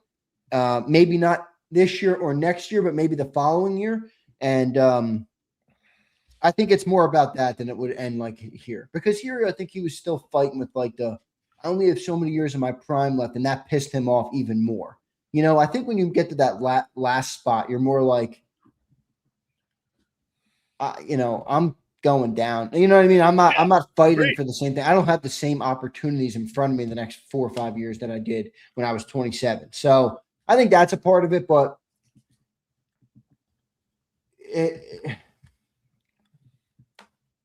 it's a good fit for him. It is. It is. McDaniels and Maye with him, it's a good fit. I mean, I think Stephon Diggs is a good football player and was really good when he was in his prime, back one of the better route runners in the league, but I don't think he had any business being a 1,000-yard receiver last year. And he was. Because I think he was in a great system with a great quarterback. And coordinator. That's what I meant by system, coordinator. Yeah. Now you have AJ, who's to me a much better player than Stephon Diggs at this point. I mean, that could look good. But again, statistical outputs are only that. That's all they are. They're statistical outputs. I mean, does Does their team reach the level of success? Maybe AJ doesn't care. In fact, he probably doesn't care, to be honest with you. Yeah. Probably doesn't care at all. So we'll see. You think 3 years is appropriate? I do. I think if you look at all the big time wide receivers, Devontae Adams has moved. Tyreek Hill's moved. A.J. Brown's moved.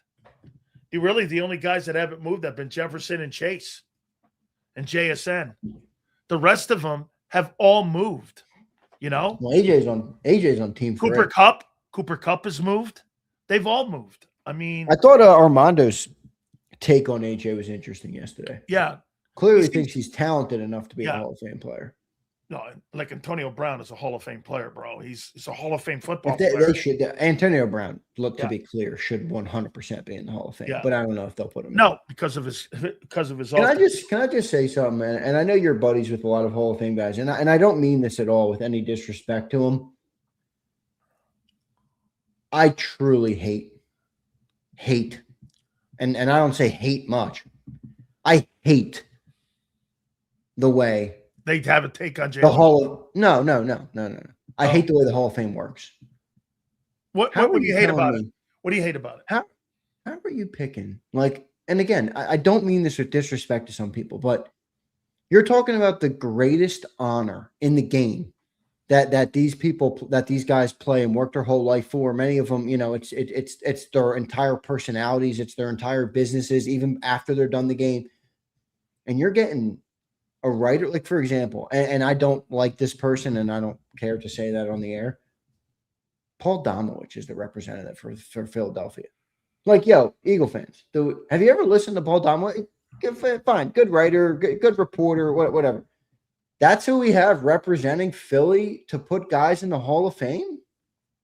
With a political slant, he does it too. And you get a bunch of these nerdy dudes that are, again, they're fine to be nerdy, and that's who controls it. I don't mean it with disrespect. I just don't like the process. They're not guilty because the process is the process and they were selected. But to me, the process is really stupid. It's really stupid. Why would writers who, by the way, almost always, it's human nature to have a slant. Always. That's why. Why won't Antonio Brown get in? Because they're all slanted. Why would they be in charge of the arbiters of the greatest players to ever play the game? It's stupid. That's stupid to me. I'd rather get a panel of former coaches. I'd rather get a panel of, anybody like that. I mean, who'd you feel better about voting for the Hall of Fame? Domowitch or Dave Wanstead? I don't. Yeah, no. I don't know. I'm not saying I know the answer to how to fix it, but I'm just off the cuff. I hate the way it's run. There's a guy in Chicago. I forget his name. I think it's Arash or Kazi, who won't vote for Aaron Rodgers for the Hall of Fame because he was an anti-COVID-19 vaxxer. Yeah, and Aaron Rodgers is entitled to do what he wants. Is the Hall of Fame now about everything else? I mean, it's about a football player. Trent Cole supported. This is the most obvious one that just happened. Bill Belichick. Yeah. I mean, do you understand how crazy that is? You obviously do. Yeah. Bill Belichick wasn't a first ballot Hall of Famer. Yeah. What are we doing here? Well, I mean, what are we doing here? Domowitch said that he would never, ever consider anything for Trent Cole because he supports Donald Trump. Your job is not to give me an opinion on his politics. It's to tell me what you thought of him as a football player. And Trent Cole will go down as one of the greatest. Did he really say that? Yeah. Well, on Trent Cole's Twitter, when Trump came to town, he went and saw him. Yep. And he said, "What are you doing? You're disrespecting and disgracing the Eagles." And my take was, how dare you tell a guy how to think and how to believe?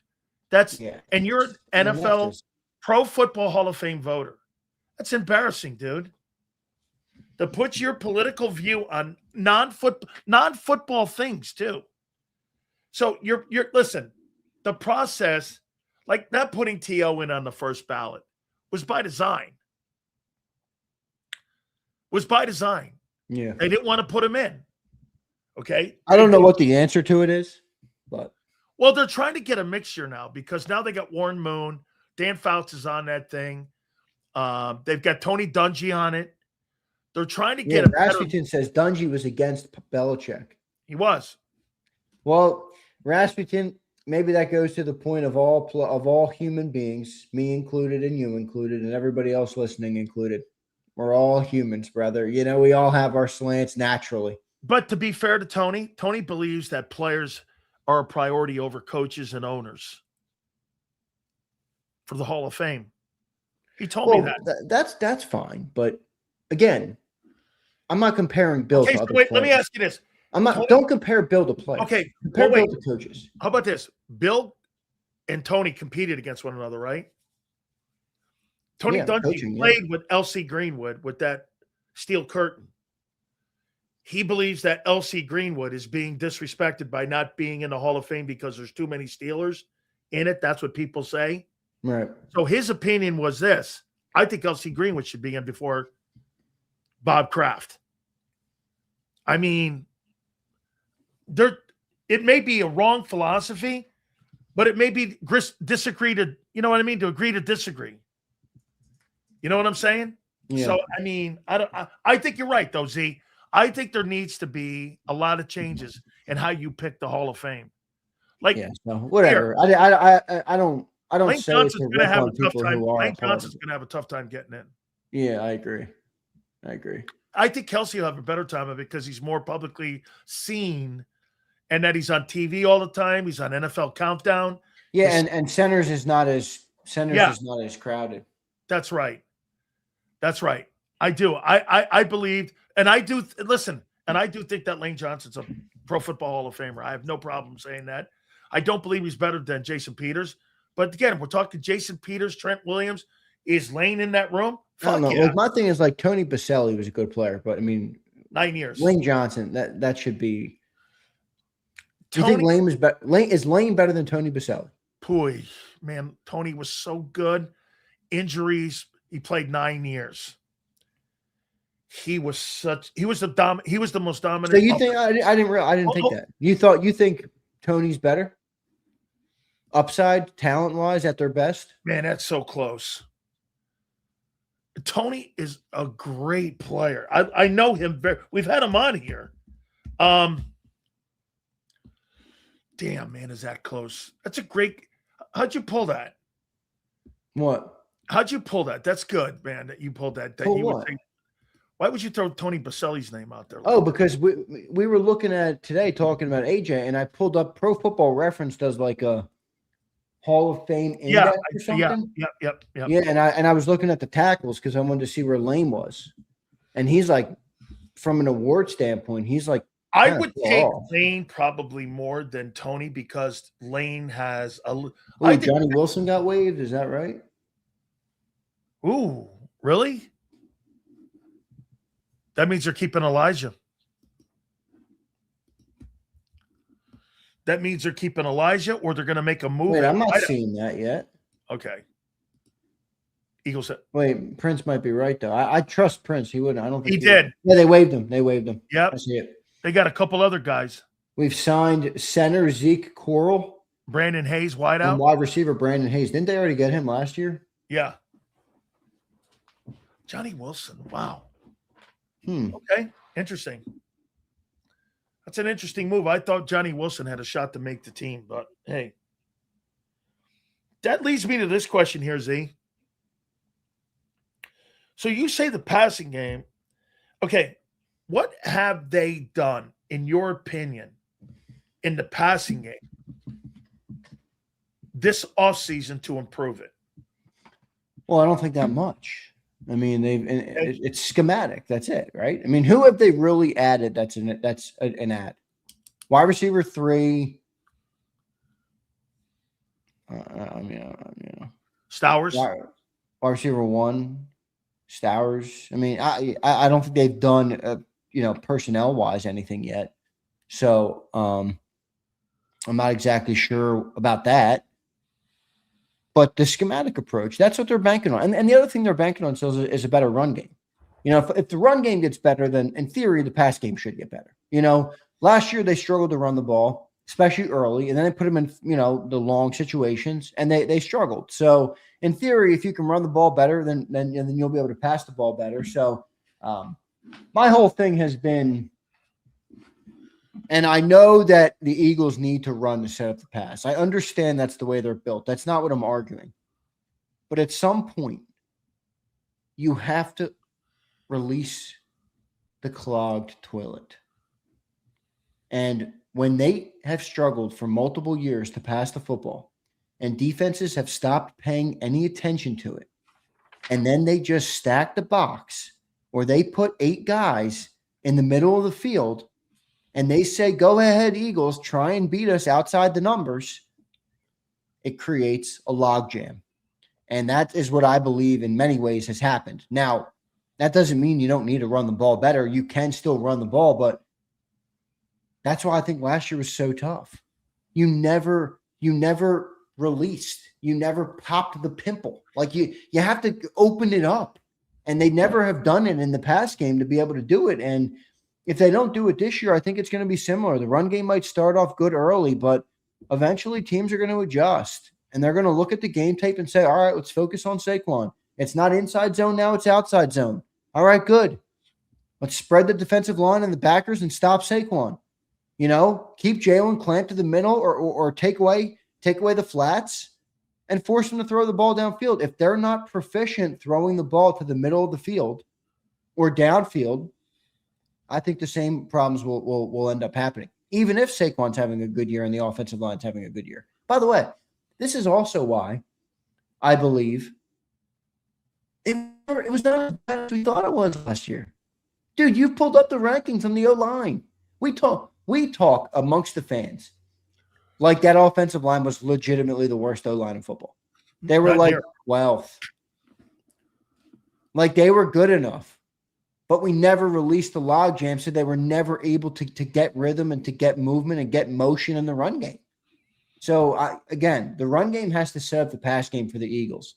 But to me, in order to keep things going, in order to stay consistent all year, you are going to have to make defenses pay when they load it up and try and take away Saquon.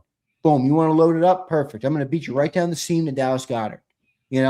Get the ball to Makai Lemon in space. Do whatever you have to do. You have to make them pay, or else I think the logjam will come back. Okay, I want to take you back to 2023. You're one of the guys that it's a good debate. You're one of the guys that believes 23 wasn't as bad as people think it was. Correct? For Jalen in the offense. Yeah, for sure, definitely. Okay. Yep. And you believe that a lot of the issues on that football team, especially after around week 10, was that the defense started going south, correct? Yeah. Okay. That year you were 7th in rushing. Why did the Eagles continue to go high volume in passing when you had a 7th and top 10 ranked rushing attack that would keep defenses, your own included, on the sidelines? Brian Johnson was a first-year situational play caller. That's on him. Not fit. And Nick, wait, let me get this right. Let me throw the ball more to throw more high turnover plays, and the quarterback was doing that, and my defense sucked. But yet I have the 7th best running attack that year in 2023. I'm going to show you where I'm going with this. That, to me, shows you how difficult it is to understand situational play calling with a coordinator who's not been in it before. We see this after the fact. It's going to be tough for Sean this year to do that. He couldn't see it in game. You know what I'm saying? How is he going to know what lever to pull? Yeah, but how can he know? Like, we're going to criticize him because of our expectations, but in a vacuum, no shit. He doesn't know. He's never done it. That's like you don't put someone who's a first time at anything in the highest pressure situation possible and then expect them to succeed. You think that's why they've got a village that they've hired? I guess. But again, that to me, that undermines. Isn't that more void? But listen, I don't think more voices are better. I agree. That's what I mean. I'd rather have more clarity with one guy.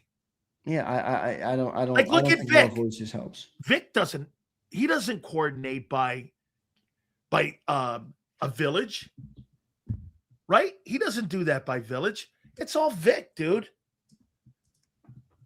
Would this be a fair comment too, Zander? I'll tell you one thing that I'm starting to learn this offseason about what maybe your passing game is going to be.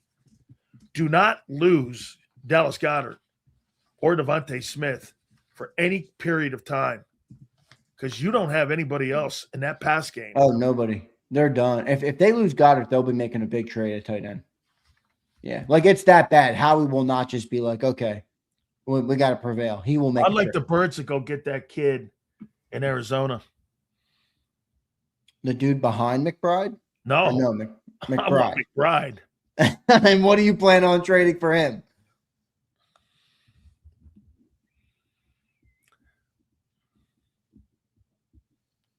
Do you got an answer? Would you give Jalix Hunt for him? Best tight end in football. Well, they take a Jomo. I like that. A Jomo and Smith. They're going to have to pay Jomo, though. I like that. A Jomo and a pick, a Jomo and Smith. Especially if Hunt pans out. Dude, I think you need another weapon now that I think what we saw with AJ not being on that offense, they're going to need another. You're going to need another bull to run with. I don't think. See, Mekhi Lemon, I think he's going to be a good football player. Do you? Yeah, but I don't think a great football player. I think he's going to be a good player. Lemon drop. Well, you guys are so spoiled, though. What do you mean? He's not going to be Devontae? No, he's not going to be Devontae. Well, then the organization should have thought about that before they tried to replace A.J. Brown with him. I got that.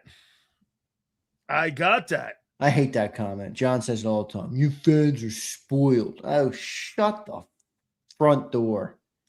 I'll tell you what, though, man. How he has done the drop-off of players that he brings back behind the guys he loses, it's not crazy fall-offs like most organizations go to. Yeah, but he doesn't have the fall-offs aren't the same. Just to be fair. Way more turnover on defense that they've proven they're good at than they've had on offense. I mean, coming out of 2020, true, when they traded for AJ, and that's when the offense got crazy good. I just got to remind everybody, it was pretty ugly at offense. Carson Wentz was throwing to Travis Fulgham and Jalen Reagor his final season. All right, Quez Watkins was a starter. All right. Before that, they really didn't have anybody. They brought in Jordan Matthews. They had Alshon Jeffrey, who was probably the best player that we had. Torrey Smith was a part of our Super Bowl team. We never had receivers like that. 2020 rolls around. They switch regimes in terms of coaching and quarterback. Howie assembles an amazing offense that's really been the same offense the last 4 years. Think about it. They paid them all. They paid Devontae. They paid AJ. They paid Goedert. They paid all the offensive line. They've never had turnover. The defense, it's like you've lost Milton Williams. So you lost Josh Sweat. You lost all of these different players and have been able to make good on it. We haven't seen that turnover yet on offense. And by the way, the only one we've seen so far is what? AJ. And how's the replacement for that looking? Now, offensive line, I'm more confident in because they replaced Kelsey with Juergens, who's been good. They've always been a trench-focused team, and they've always been an offensive line-focused team. But when it comes to skill players, dude, we haven't had skill players like this in a long time. We haven't had a running back like this since Shady McCoy. Yep. We even had a wide receiver like this, like AJ and Devontae together. Since ever, right? Ever. And top end since T.O. Yeah. I mean, you want to talk about Jeremy Maclin and some of these other dudes. I mean, we've had good players, but come on. So I'm more in wait and see mode. Like, Howie deserves a lot of credit for the way he's built rosters, but turning over the offense is going to be a lot different than turning over the defense. And now you're seeing Jordan and Jalen Carter get paid. Cooper and Quinyon are coming up. Vaughn's already paid. Campbell's going to come down the pike. Makuba might come down the pike. Right now, it looks like there's a massive shift coming to where you're going to have to replenish the offense. And I'm not a big fan of what they've done to replace the first great talent, and that's AJ, replaced with Mekhi Lemon and Dontavian Wicks. I'll tell you what, though, Z. 6 years ago, Wentz was your quarterback. Sanders was your running back. Rager was your wideout. Deshaun Jackson was your wideout. Greg Ward was your slot was Greg Ward. Your tight end is Hurts. Your other tight end was Dallas Goedert. Jason Peters, Isaac Seumalo, Jason Kelsey, Nate Herbig, and Lane Johnson. The only guy that is on the team as a starter from that opening day game in 2020 is Lane Johnson and Dallas Goedert. I mean, and to my point is how he's transformed that offense inside of 6 years pretty effectively, dude. That's pretty That was the first build, and most of it was, I mean, all the skill position players outside of Goddard and Smitty were, I guess just AJ and Saquon. But, I mean, that's been the engine. And the O-line. And the O-line. But the O-line is what we feel good about because they've been so good there. Yeah. Yeah. Boy. See, the defense, I don't talk much about it because you know why? There's not really much to talk about. Let's go play. Really, you know what? Let's go play is right. Here's always my philosophy on how you cover a team. You talk about things that you need to get better at. I think the Eagles right now are in a position on defense where you just got to do this. Let's wind the clock up and go play 60 minutes and see how they are because there's really where do you think if you're I'm not even really concerned about the safety position anymore. Me neither. You think Cooper has a big year? Yeah. Why wouldn't I? I don't know, man. A lot of poontang and weights. You know how to keep poontang and money coming? I'm just saying, he looks low out there on those individual reps. Remember something, Hoss. When you're a gladiator, you're only as good as the last time you're in the arena. Well, that's what I mean. He looks more like a safety to me. Okay. Well, maybe they're telling him that's where he's going to play more. Maybe. Hey, you think Vic's going to be here longer than 2 years? I think Vic really likes this unit. Like, if you watch the clips the Eagles will put up, like, he genuinely smiles around the defensive linemen, the linebackers, the Cooper and Q. I mean, he was joking with them when they missed. I think he really was enjoying it. You see what Nick did to him yesterday, Vic Fangio? No. You didn't? Came out publicly that Nick Sirianni said that Jonathan Greenard, I haven't ruled him out yet for the opening week of the season. And I was like, Nick? That was Nick. Nick put that out there. I haven't ruled out. And then you got Vic the day before going, I don't plan on that guy being here. Hey. And then he got Sirianni going, wait a minute. No, we're not ruling him out for week one. You think there's a little internal small head button that goes on that side of the football? Like, I think the Eagles hate revealing anything as an organization. That's why they have Bob Lane, the Gestapo.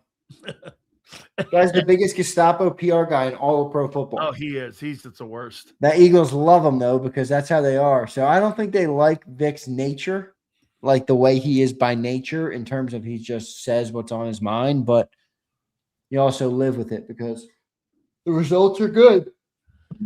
Zander, do you think that Ty Robinson's going to be an impact player this year? Not impact. Do you think he's going to make a contribution this year? Impact? No. Contribution, minimal. If any. Minimal. I mean, do you see a contribution coming for him? I'll tell you what.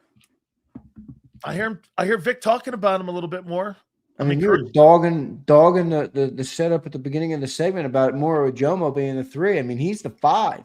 No, I was just trying to figure out between you two guys if Moro Jomo's on the bench or if he's like a rotation piece or he's depth. I can't get a straight answer from anybody. I mean, Moro Jomo is not depth. He's just depth is like the guys behind you. That's depth. Okay? That's depth. Byron Young is depth. Okay? All right, Sileo. I mean, Jesus. Moro Jomo's going to pull Moro Jomo off the bench and keep Jordan Davis out there? Why would I do that? He's the lesser of the pass. Hey, by the way, question for you. Who's a better football player today on August 21st? Milton Williams or Jordan Davis? Probably Milton. Who do you think will be a better football player in 2 years? Milton or Jordan? Probably Jordan. Okay. I'm hoping it's Jordan. Okay. It's hope. I'll give you it. By the way, I don't think that's like this. Look, I don't think that's Milton Williams is some sort of like mountain of years ahead of him. That's not where I'm at. I just think that guy's a little bit more versatile. You think Will Shipley has a role in this concoction of an offense you're going to have this year? Nah, not much. Jesus criminy, where are these playmakers? Dude, you're fucking reading off a bunch of backups. Wait, you're just asking about Ty Robinson when I heard Will Shipley, and you're asking for what are you looking for? Do you know that I heard something today on Birds 365? What? I couldn't believe I heard on Birds 365. They were breaking down the importance of Johnny Munt. Johnny Munt is a freaking savage, baby. Johnny Munt is a trouble. Hey, I saw something. I saw something you were doing. I saw something you were doing before you came on. I liked how you had that camera up high, looking down on you. What do you mean? I thought you had the camera up high, or you may have been. Yeah, I liked it. I thought it looked good. A figment of your imagination, dude. That room is going to be good. It's deep. This is actually inverse, so the desk is going to be on that side. Okay. Yeah, but I can't do it yet. I thought. Did you hear my story about FedEx? No. Oh, it's a fucking nightmare. So I was building the desk, and it said yesterday that the desk comes in like three different boxes, big ass box, heavy as shit, all the stuff you got to build it all. And the frame came, so I get the frame out. You can see it on the ground right there. I'm building it all. Oh, I'm never doing any of that. Look, I'm building right now. Yeah, that's not my wife does that shit in our house. My wife was sitting in here at this chair reading a book while I was building it. But so the frames came and I'm like, all right, let me build it because the tabletop was out for delivery yesterday. FedEx was supposed to deliver. It said 10 to 2. I'm like, all right, perfect. I'll get the frame done. I'll try and build the desk so that by the end of Sileo or after Sileo, I can finish it up. So it's in it, the checks point for FedEx is like 15 minutes away from me, literally. It hits the checkpoint. I'm like, all right, perfect. It'll be here. Two comes, desk didn't come. I'm like, damn, where is this thing? 4 comes. I'm like, where is this thing? 6 comes. I'm like, damn, I guess it's not coming today. 8 comes, still no desk. I'm like, what the fuck? I go on FedEx at like 10 o'clock last night. Desk is in Thornbury, Ohio. I'm like, what? So it went from 15 minutes away from my house to Thornbury, Ohio. 4 hours. Longer than that. I'm like, what the hell? Now it's in Chicago. Now it's coming back. And I'm like, of course, they're delivering it, probably next week now. So I can't finish it. I wanted to have it done by the weekend, and get it ready for next week. But I'll have to delay that a little bit and I'll get it done. Well, let me tell you about this Kia shit in our house. I'll give you a little insight on the Sills house. My wife likes this Kia thing, right? So she goes and she buys all this shit. What do you mean Kia? IKEA, sure, okay. Yeah. And I'm not an IKEA fan. Okay, well, you got to put all this. But it's shit the same shit. You got to build it, yeah. Yeah. Okay, so she pulls all this stuff out. And she goes, "You gonna help me?" I go, "Absolutely not. I have no patience for anything with screws, lug nuts, or washers." That's Wow, not you don't like doing it after talking sports all day? absolutely fucking not. I have It's no a nice release for me because I sit on the have computer all no day. patience for let me put the screw with the washer and going through and no, man. So my wife builds everything. Not Well, me. Morty says winners adapt. Well, Morty, that's how I got all this shit built. Look, I got the bookcase one. The filing cabinet, you can't see, it's over here. It's over here. What's that machine right there? That's in front of you over there. What is that? What do you mean? That's my computer. Okay. Thing looks like a brain. It's Yeah, I don't big. do any of that shit. I don't. That's not me, man. I have. See, here's Big Sills when he's done. Ready? I leave. I go downstairs. I grab a couple Coronas. I have a nice, easy boy with feet that kick up. I don't get it. You don't do anything? Like these years you've never had to do anything? No, I don't do anything. Your wife must go fucking crazy. She does. She screams at me all the time. She goes, "Why? You don't do shit. You don't." And I go, "Yes, I know. But you knew this when you married me." Wait, can you teach a beat a lesson? A beat says, Z, get Sills a soundboard, please, for our entertainment. What's a soundboard? You know what a soundboard is, but if I gave you a soundboard where we put sound bites on it, would you have any fucking clue how to use that sucker? I used it for 27 years. While you're on a show? Yeah. Oh, shit. Maybe you can. I was thinking more tech stuff and you would be in the weeds. As a matter of fact, when I was on the radio, do you know how I would get people to stay longer and how I would fit? Yeah, I wish we did that more. Listen to this. Sound bites are good, man. I should get more of them. Listen, yeah, but you got to get improvement, though. You got to get improvement. Well, I'd probably only be able to use I don't know. Because, dude, it's weird. The Eagles are after us. They let other people use sound bites. Every time we do anything, they come right for us. Bob Lang, he doesn't like you, and he doesn't like JAKIB because of me. Oh, my God. Hey, wait. You know what I used to do, Z? One last thing here, but we'll read some of these supers here. Do you know what I used to do to sneak into how to get, Arbitron ratings a little more? I used to go to my own commercial breaks, and I used to control it. I'd be like this. Okay, we're talking about, boom, I'd go to break. And it would carry the guys into the break a little longer. Bro, I was doing 20 shares. Yeah, well, maybe we need to implement. Oh, I used good idea. I used a soundboard. He says LFG. All right, Abid. I'll look into it. That means you're gonna have to plug your mic into the soundboard. It's gonna have to be a whole different setup. But you've got to get clearance from these places to use their bites. Yeah, I know. It's not like it used to be in the past where you could just grab random bites like that.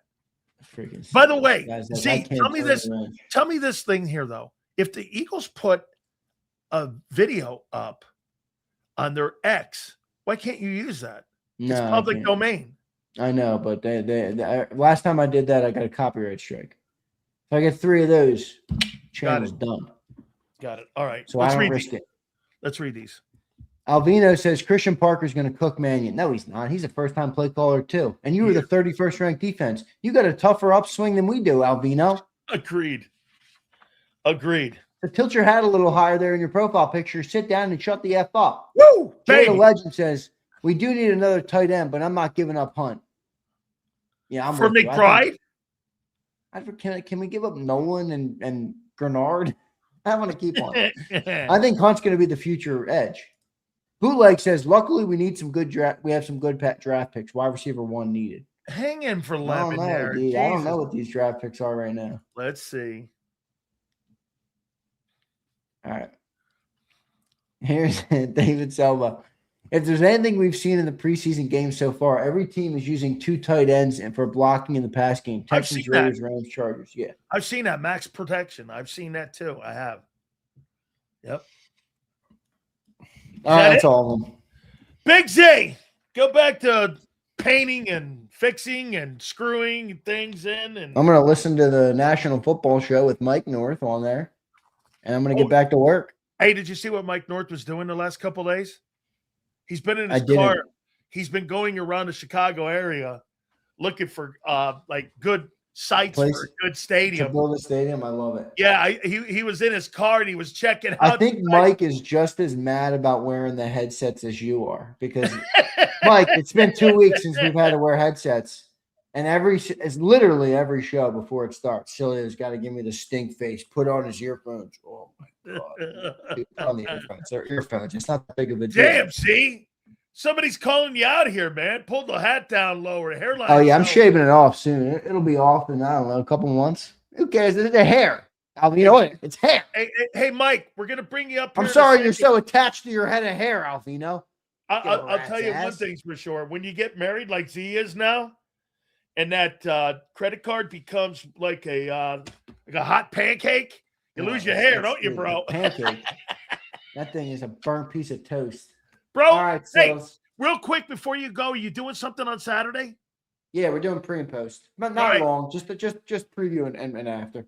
Got you, bro. Have a great one. I'll be watching. Thank you so much, dude. Love you, man. Got you, man. Eagles versus Patriots in Super Bowl 26. Who wins? Both those teams ain't going to the Super Bowl. I can tell you that. Boy, I'll say this to you, man. Mike North, he's been going around Chicagoland for the last, I don't know, week since we talked last. And I mean, I saw Mike with a big banner. It was like the Blues Brothers. He had a big megaphone. This is Mike North of Chicagoland. This is Mike North of Chicagoland. The Bears will not move to Hammond. We do not like you. Well, let's get the latest on what's going on with my friend. He is not a guy who you look at and you say, wait a minute here, okay? This is not just another dude. He is the voice of Chicago. He is our friend Mike North, and he joins us now here on the program. How you doing, brother? Look, just tell Zander, at the headsets, I feel like I want to shoot down a MiG. That's all I'm telling you. And my hair, it's okay, you know. Oh, but no, it does you look mess it great. up a little bit. No doubt about it. Look But good, dog. Tell you, you and I, my good friend, have been talking about that new Bear Stadium, that they already had everything set and all the paperwork. Remember about 3 months ago, all of a sudden now they got another site there in Hammond. They got more sites in Hammond than they do in the whole Chicago area, for God's sake. They don't know what they're doing. I know I sent you some video and stuff to keep you abreast of what's going on, because unless really you're here or you have a friend in Chicago that's sending you stuff, you wouldn't believe the nonsense. You know what I mean? And then the best video was from a guy who shot the video from Soldier Field, and it shows the Gary Hammond area with the smokestacks and everything. And this is the best part. 60% of Gary right now and about 20% of Hammond after 10 days are still without power because they had historic type storms. So before you get an NFL team, you better start taking care of your own people, for God's sake, because they're ready to revolt. Wait a minute, Mike. I want you to help me here, because when I saw George McCaskey, Mr. Magoo, when I saw him talking, and then they had the Chicago backdrop, and there it was. It was a golf course. It had like little lakes, and I'm like, well, hell, that looks like a little boat ride across the Michigan River. Right. I mean, that looks a little like not too far on Lake Michigan there. I'm going to buy a ferry. But that's problem what is I said, Mike. I couldn't believe it. It was a beautiful view. Were you sold on that? Here's the best part about it. In all the mock-up drawings, there's one thing missing, because there's barely enough land to put the stadium. It's a parking lot, for God's sake. They're gonna be parking on whatever highways there, you know. So it's just a bunch of nonsense. The Bears were getting ready to play the Bengals coming up. We're gonna see what we got, Dan. The defense we're worried about here. We're really up on the offense. The over-under's 9.5, but we're going to see what happens. This is one of the toughest divisions in football, with Detroit, Minnesota, Green Bay, and the Bears. And then we have one of the toughest schedules, which, you know, you get an 11-win season in first place. You get saddled with some teams that were playoff teams last year. So according to the teams from last year, according to our schedule this year, we have one of the toughest, if not the toughest schedule in football. Mike, what's Ben Johnson going to be 2.0? What do you think he's going? What do you think he's going to do this year? I mean, last year was sensational. Yeah. And what he did, late games, tight games. What do you think? I had Lomas Brown on a couple days ago. I love Lomas Brown. He should still be on ESPN. How could they get rid of that guy? He's one of the few guys I like over there. He thinks Ben Johnson is one of the smartest, if not the smartest guy in all of football. What are you expecting year 2 with Ben Johnson? He talks like he is too. Ben Johnson is sort of like that Signetti. They sound like the same guy. The guy from Indiana University and then Ben Johnson sound the same. You know, barking Indiana football, barking at Notre Dame. Maybe get in the conference. So, you know, you can play us twice.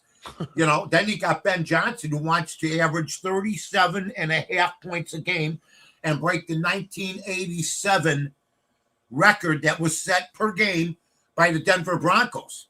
So, I mean, that's bold talk. And he's not liked. I think, you know, that I think he's the type of guy, he designs plays at dinner. He's one of those guys. And I clearly, the first year, misjudged him. Now I'm hoping this year we're in the lead going into the fourth quarter instead of having to come back from those 6 miracle comeback wins last year. So we're going to have to tack a little bit. I think we have an underrated running game. Our receiving game, we lost DJ Moore. We got to replace those. Our tight ends, Komet and Loveland, are 2 of the best, if not the best, in the business. And I saw Sam Laporta got hurt yesterday for Detroit. I'm always keeping an eye on the competition. Folks, you're not going to get better Chicago coverage here. I know you got a lot of transplants. But I just feel I have no idea what's going to happen with this Bear team. None. I hear people say, no, it's going to be tough, the schedule. And then I hear other people saying, forget about it. Their offense is good. The defense is the one factor we're worried about. I got to tell you, Mike, I think really great things about where you guys are going. And I think what you've done is, how do you guys think you've done when it comes to drafting and adding personnel to the Bears over the last 2 years? I think Ryan Poles came back from a disaster, from Eberflus disaster. I think he proved himself with the hiring of Ben Johnson. By them throwing money at him like that, $13 million. I think his draft picks, this kid, the Hyman kid from the safety, unbelievably good player. I hear people don't even want to mess with him. He's the guy that took Loveland when Tyler Warren, and I like Tyler Warren. He was the best tight end in football at the time between the 2 guys, in my opinion. And Warren's a good football player too, but this guy Loveland, he shot through the ranks last year and was the Bear leading receiver. Couldn't believe it. Yeah, out of nowhere, because the first 3-4 weeks he was dinged up a little bit, and then he came out of nowhere and just produced and got better each week. Mike, I want to ask you about A.J. Brown. How long does A.J. Brown last in New England, in your opinion? By the way, he was the best player on the field the last 2 days. However, we know who this guy is. Yeah. How long does it last in New England?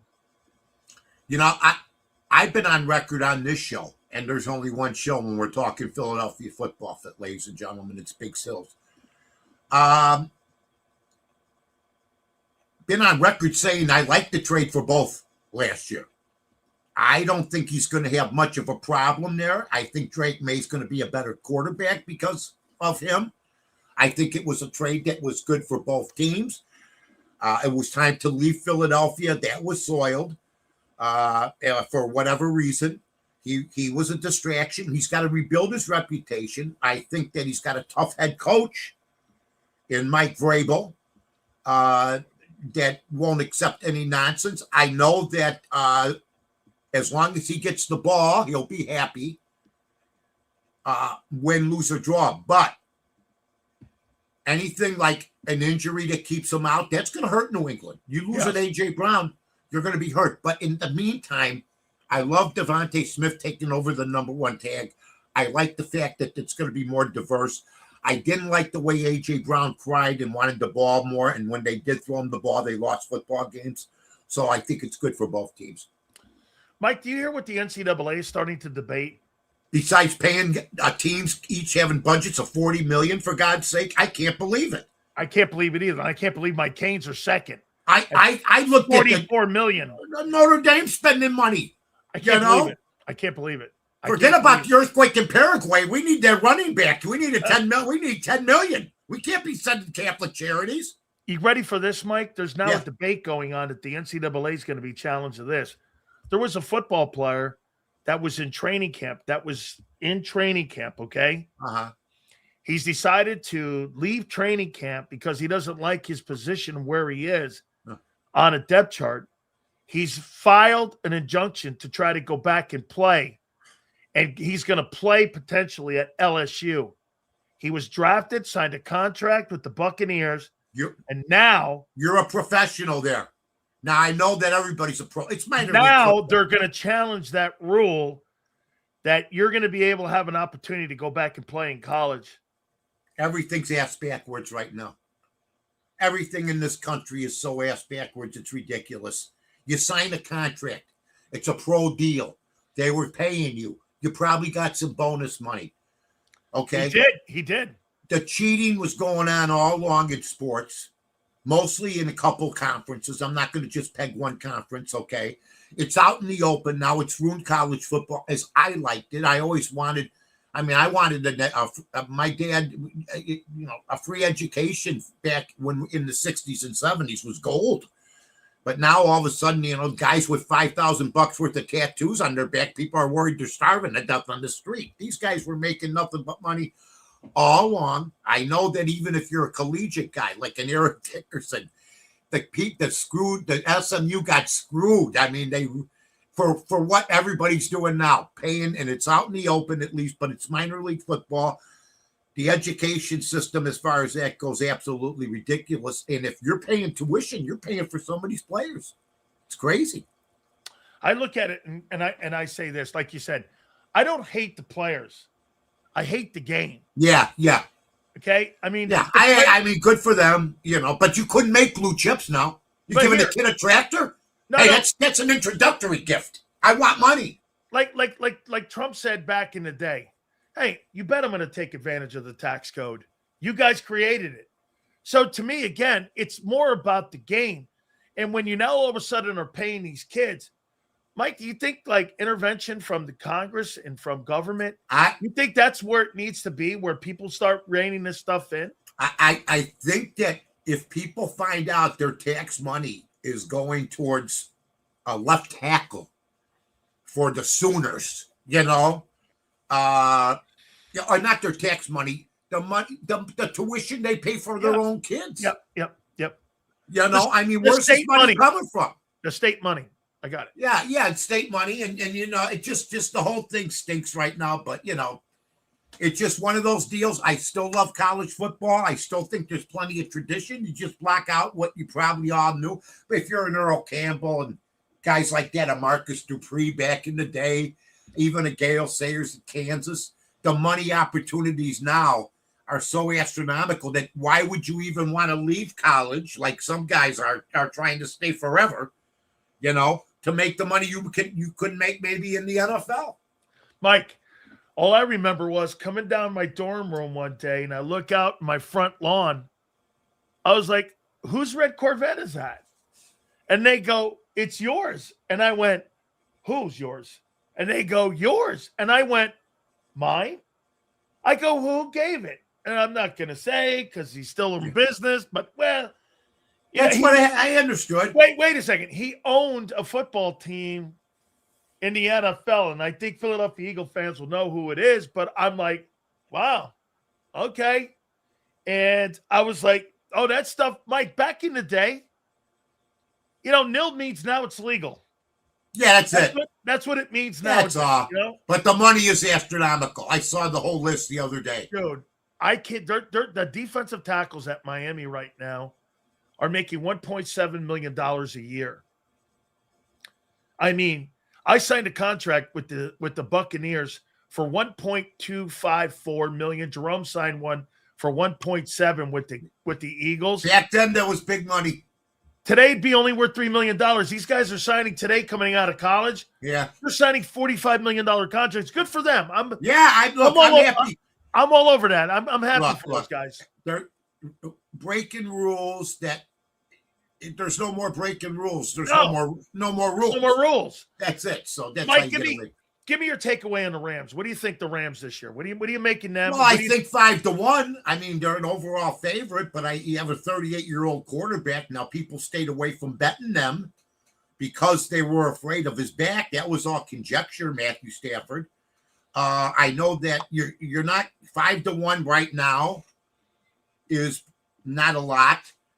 But if he goes down, you're throwing your money away unless you believe in what you're seeing with the kid Simpson from Alabama. I agree. Not looking like he's going to be ready to go, but he's looked pretty. I just would. You're an injury away, but I think that's the way it is with most NFL teams. But Matthew Stafford, you're right. There's a lot of weight on him, and knowing you can't get hurt playing quarterback now, where it's mostly touch rules.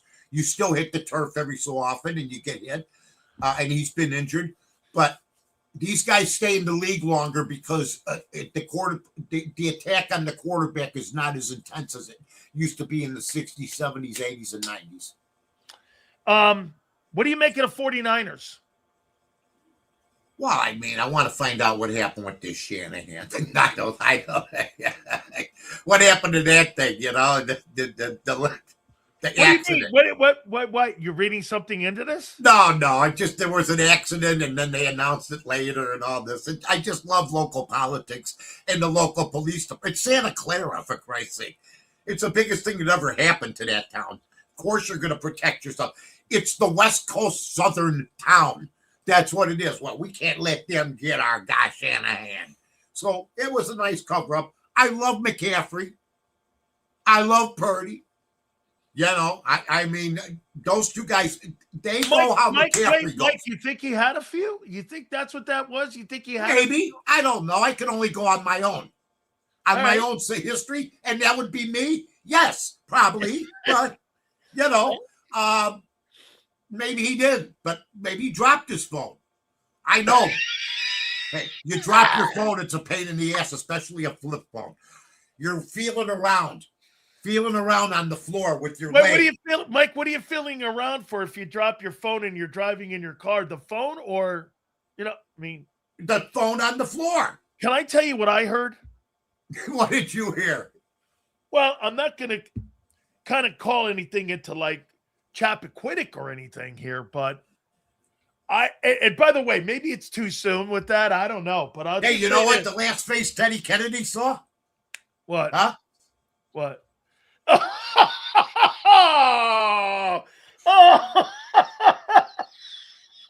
my God! Mary Joe. Wait, this is the best. Don't tell me you're not a powerful family when you get out of that. When you get out of that, you flip your car and the chick dies in the car. Right. You flip your car. You get out yourself. You're swimming up, and the last face you see is her like this, pressed against the window, and you fall asleep on the beach, and you get out of that. Oh, wow. Hey, only in Hyannisport. No, it'd be like this. Hey, are you kidding me? Only in Hyannisport are you getting away with something like that. Right? Exactly. Well, Mike, I heard there was maybe potentially somebody else in the car. He's married, and I just, I don't know. I just, you think there was more than two people? I do. I think there was some things in the car. You're none but a liar. Hey, I just saying. I'm going to talk like a Kennedy. Hey, I'm just saying. No, I'm talking Shanahan. Well, there was somebody else in the car there, and like. Well, I don't know about that. I'm not going to allege. That's alleged, whatever. That's just the rumor going around there in Santa Clara, like you said.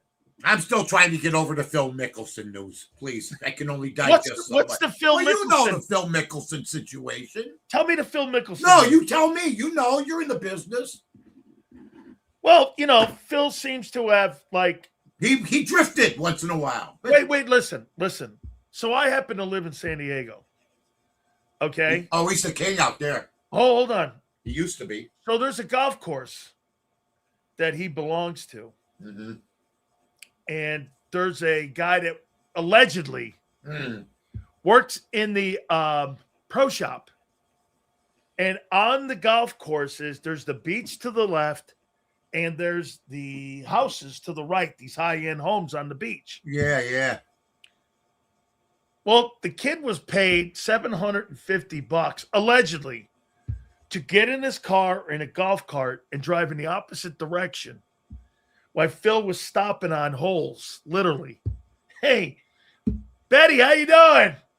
Diane, how you doing? Hole 9, hole 11. Wow. That's the rumor. See, those days for most are over. Now you stay in the basement, hope somebody calls.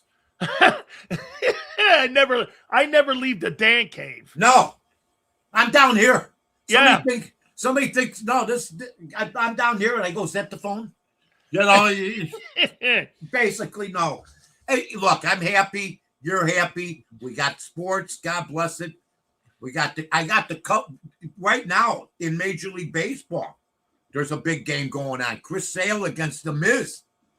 And it's 0-0. The Brewers, bottom of the third, but they have been on first and third, nobody out with Chris Sale on the mound. So got a good baseball game at like 3 o'clock in the afternoon. That in the old days, this would have been the game of the week, for God's sake, you know? And you got the Cubs out west, right, with the Mariners? Yeah, tonight it's after leaving Wrigley, the first game is sort of like a flat game for them. I'm sort of leaning Seattle tonight. You got Boyd going against Hancock for Seattle, who's got a 3 ERA, not bad. So you know we got two teams right now in the playoffs: the Sox and the Cubs. What's the difference between a Southsider and a White Sox fan and a Cub fan? What's the difference between those two fan bases? With the White Sox fan base, you got to win. Otherwise, we ain't going. We won't even watch if you're not winning. With the Cubs, from the time they open their first present, the little kids, there's a Cub T-shirt, or the Cub fans start at the womb. Okay, they have a mascot. He's a teddy bear that runs out and waves the W flag. Again for kids, they sing "Go Cubs, go, go." I have a nephew. Okay, he went to the game. He's 9 years old. There's other kids. They actually cry, not because the Cubs lose when they're there, but because they won't get to hear the "Go Cub Go" song because they only play it during wins. Hold on. So you're telling me, yes, the only thing that sells, excuse me, for Cub fans, yes, is Wrigley Field and the experience and not winning? Well, they always fill the stadium. So wait, no. It's more important for the environment going to the game than they don't care about winning. I said the kids. When I was a kid, the Cubs winning was the number one thing. Now the Cubs winning is down the pecking order. Go Cubs, go! And the teddy bear, and people singing after the game. Gallagher Way now. They have we had an empty lot. We had a gravel lot before we came to the game. They got this beautiful with bands. It's an experience now in Wrigleyville. And they got the grandstands. It's like a carnival. Okay? The only thing they're missing is a roller coaster coming from the scoreboard all the way around. The White Sox, just to get there, it's like you got to be like Admiral Byrd going to the North Pole. It's like a struggle even to get there. On the Ryan, the parking lot is jammed. The Cubs don't even have parking, and they get away with it. So it's just a different experience. Sox fans, as you saw with the fight in the bleachers, don't bark at Sox fans. Mike, I always thought it was this. when I used to go to Comiskey Park, the old one, it was Right. dark. Oh, Like you yeah. said, I mean, when you walked in there, Mike, if you were sitting there were no bleachers. If you were sitting on the right field side, you didn't see left field because they had that overhang and it was dark, remember? And the overhang made it dark. They had a net up top. And when you walked around the ballpark, you were afraid. And yet, hey, and when you went to Wrigley, I felt like I was a carnival. Like I was going to like the circus. Oh, it is. It's unbelievable, man. It's unbelievable. When you went to like Comiskey Park, the old one, you were like, holy I cow, was like, man. Was seedy. Well, just getting there. I mean, if you came from the north side to the south side, it was mixed. It was and there was a lot of crap going on in 68, 69, man, with riots and everything, so that was the sad part. But, it's just a different environment. It really is. But the Cub fans travel well. WGN made the Cubs. You got, they were on all over the country. Harry Carey deserves a hell of a lot of credit. WGN and Wrigley. Yeah. Right? It was a good marriage. Budweiser, Harry, I mean, he did games in his underwear. I mean, this guy was out of his mind, so I've he been was to a one game of a with him. kind. I've been to a game when he called the game. Oh yeah, no, he's Harry and I were friends, and he was one of a kind. But he knew we were both high school dropouts, and he liked me for that, and for he was an orphan. He used to sleep in churches and stuff, so he had it rough. Is Chicago a football or baseball city? Football. If they move, they won't be. We're going to get another team. I'm telling everybody right now. If the Chicago Bears go to Hammond, bring Arizona back. Oh, well, we're going to get another team shortly. Shortly, I promise you. There's an owner out there waiting for the McCaskies. Will they still be the Bears if you get another team? No, you'll have to get another team, and it will be like if it's the Arizona Cardinals, they'll be the Chicago Cardinals. We had them in the 40s and the 50s. Like Hallis helped get them out because they were both going broke in the 50s. And Hallis said the only way I could survive is to get rid of the other team. Well, this 90-mile rule or whatever, shut the hell up. You got the Jets and the Giants playing together. You got the Ravens and Washington 35 miles from each other. I don't give a damn. You move to Indiana, Chicago's wide open, Illinois wide open. It's going to be fun.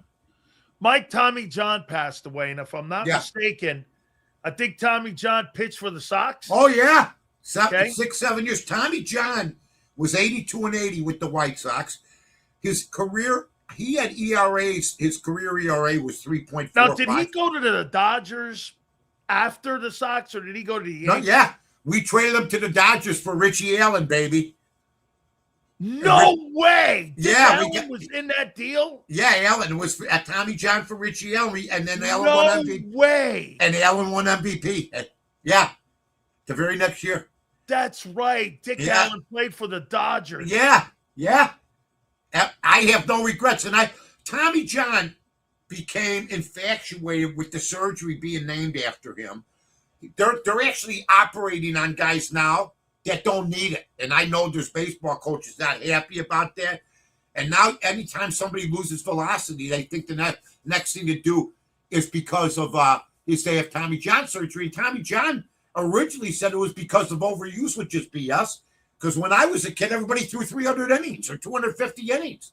And they were fine. Fergie Jenkins is 83. He's just saying, take me out to the ballgame the other day. He looks like he could take them out tomorrow. So that Tommy John surgery, I don't think it's for everybody, but I heard something insane. Like 3 out of every 10 pitchers has had it. No, get this, what they do now. What you just said. A lot of organizations will do it even if you don't need the surgery. Yeah. That's nuts, man. Have the surgery because they think you're stronger in the rehab coming back. We're going to break your bone because we think you'll be faster. We're going to break a bone in your leg, or we're going to take a tendon out, and then you're going to run the 100 faster when you come back. I don't get it. No, I don't get it either. Yeah. Mike, last 2-1 here for you. I love when you say that. Packers, what do you make of them this year in the NFC North? I'm betting them to go over the win total. 10.5. They win the division? They could win the division. I'm not saying they will, but if they win over 10, they got to win 10 games for me to break even. I'm betting them to go over. I can't believe it's that high. What are we missing here? I was thinking they're going to go, okay, hopefully 9 wins. But the odds makers think a lot of them. And so somebody's going to fall from the Central Division. And if Detroit's supposed to get better, I think everybody's talking too much about Minnesota. I really do. I love Kevin O'Connell. I think he's a hell of a football coach. But Kyler Murray is 5'5". He's got to throw on his tippy toes, for Christ's sake. He has stretches. That's it. He's not going to be a guy that's going to carry you for 14, 15 games. It ain't going to happen. Mike, do you have a pick right now that you're leaning towards that you think the two teams that could potentially get in 174 days to the Super Bowl?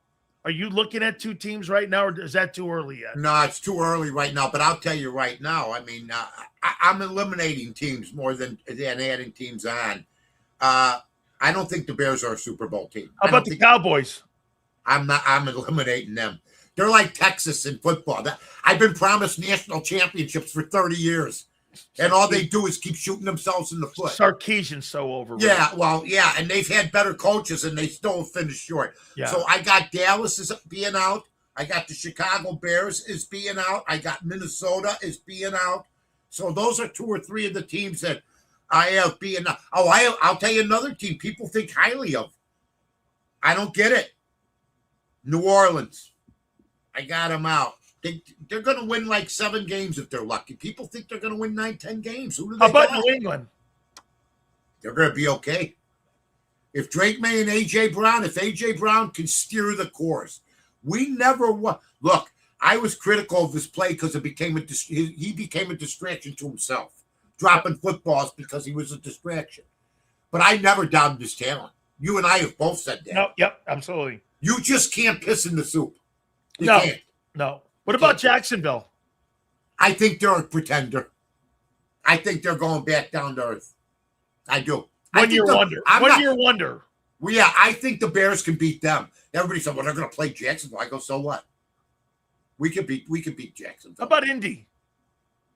People think highly of them. I don't get it. I don't know. I think everything's dependent if that kid can come back at quarterback. Daniel Jones. And he had the same type of injury. It took Rodgers. Of course, he was a little older.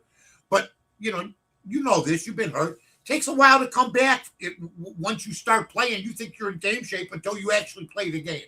How about the Texans?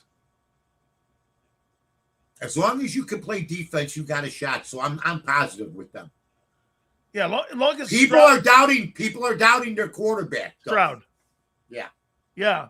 I'm not doubting him. I think that, and I think they got a good enough defense. DeMarco Ryan's got something good there. I sort of like it. You think Seattle could do any kind of damage this year and go back to back? Yeah. They got Sam Darnold. I can't believe I'm saying this. Like 7 years ago, I'm going to the guy's the plague of any draft pick. You think he's a top 10 quarterback now? What would you say, a guy that's won 28 games plus Super Bowl? 3-1. Yeah. I mean, with 2 different teams. 28-6 and 3-1 in the playoffs. And if you go back even further than that, you go back a few more years when they did put him in the starting lineup, he's the highest win percentage quarterback since 2023. Shows you when you're around good coaching and on a good team. Well, that's true because he was a Jet and he was a Panther. And if you look at I'm thinking a lot. I like Baker Mayfield because he's telling everybody to F off. What about the Bucs? What do you make of them? I love it. Baker Mayfield's pissed. See, not getting a good core, an extension for some guys would take them away out of their game. Baker Mayfield is a guy, he's sort of, I like him because I'm that, screw you. You don't think I'm worth the money? I'll show you how much I'm worth, and then I'll make it down the line. And he's one of those guys. Chip on your shoulder type guy. I think they win more than 8.5. How about this, Mike? The Bucs have complete control over him for the next 2 years because they can franchise tag him. You think they've done this by design to go, let's see the guy pissed off a little more. Let's fight. I don't think that. I think that Baker Mayfield still isn't taken seriously as a top guy. Oh, okay. Where he does take over teams, including the Cleveland Browns, folks. When Cleveland wasn't supposed to be in the playoffs, they made the playoffs with who? Won a playoff Baker game. Mayfield. So he makes the playoffs. Huh. But can he take you farther? And that's unfair to him because last year I thought he pulled out 2 or 3 games on his own. Okay. And he's a clutch quarterback. So yeah, I think they're saying show me. Not that they don't believe in him, but show us again. And then we'll see what happens. Last one here, Todd Bowles. I just don't think Todd Bowles is the right coach for him. I'm not the biggest fan. I know a coach that worked with him that happens to believe in him. You can believe in him as a coordinator. But there's certain guys that are head coaches. You put Mike Tomlin down there with him. Do you think that would work? With who? Baker Mayfield? No. I think you'd be getting... See, Mike Tomlin, after Ben left, never showed me much. Okay? Yeah, but Chuck Noll never showed anybody much after Bradshaw left either. Yeah, but I mean, he won 4 Super Bowls, for Christ's sake. I get it.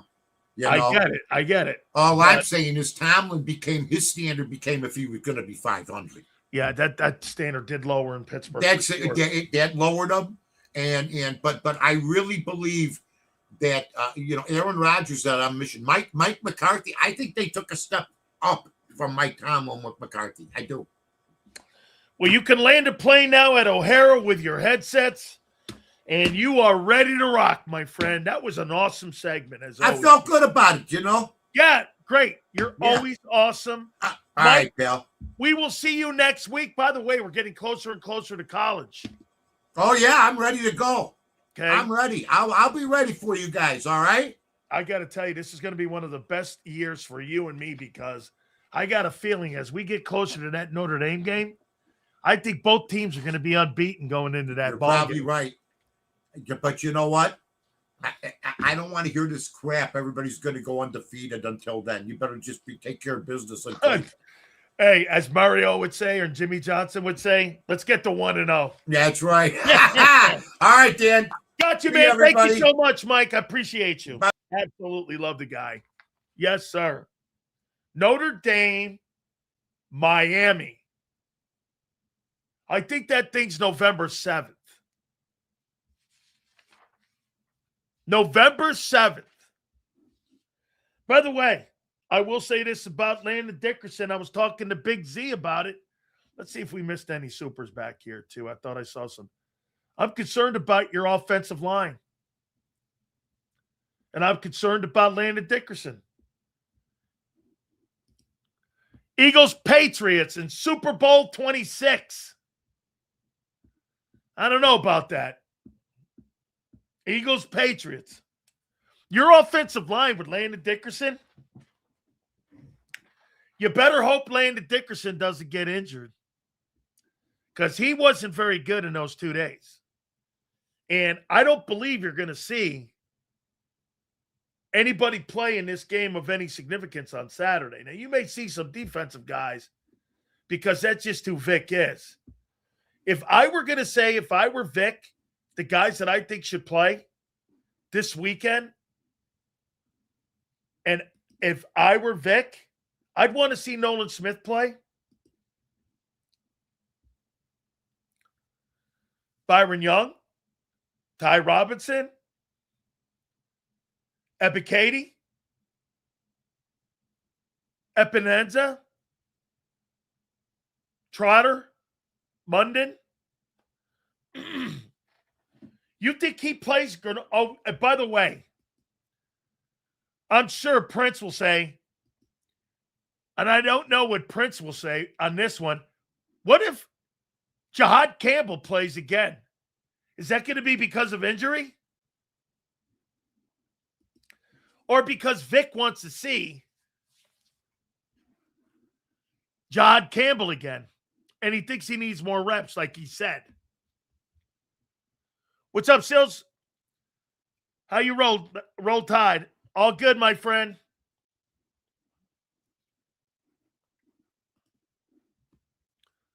Do you think the outside zone getting Barkley in space can mask the inside line, have them not work so much, keep them upright? I'm going to show you something on that. I heard John say something today, and he's dead on. So I'm going to show you this here, and I'm going to put it in a 43. I probably need a board. Here's what you got to do when you're running outside zone, okay? And this is the Mike. This is the Will, and this is the Sam. Here's what you got to do. Boom. Boom. Boom. Boom. And boom. Back comes in. Boom. Or tight end comes down. So this is how you run an outside zone. Right here. Let me put the center.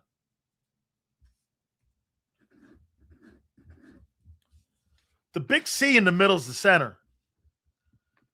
And that's how you run that zone play. You're sealing the left side. Got to seal that DT. That guard inside's got to get up on the mic. That right guard's got to seal off the guard.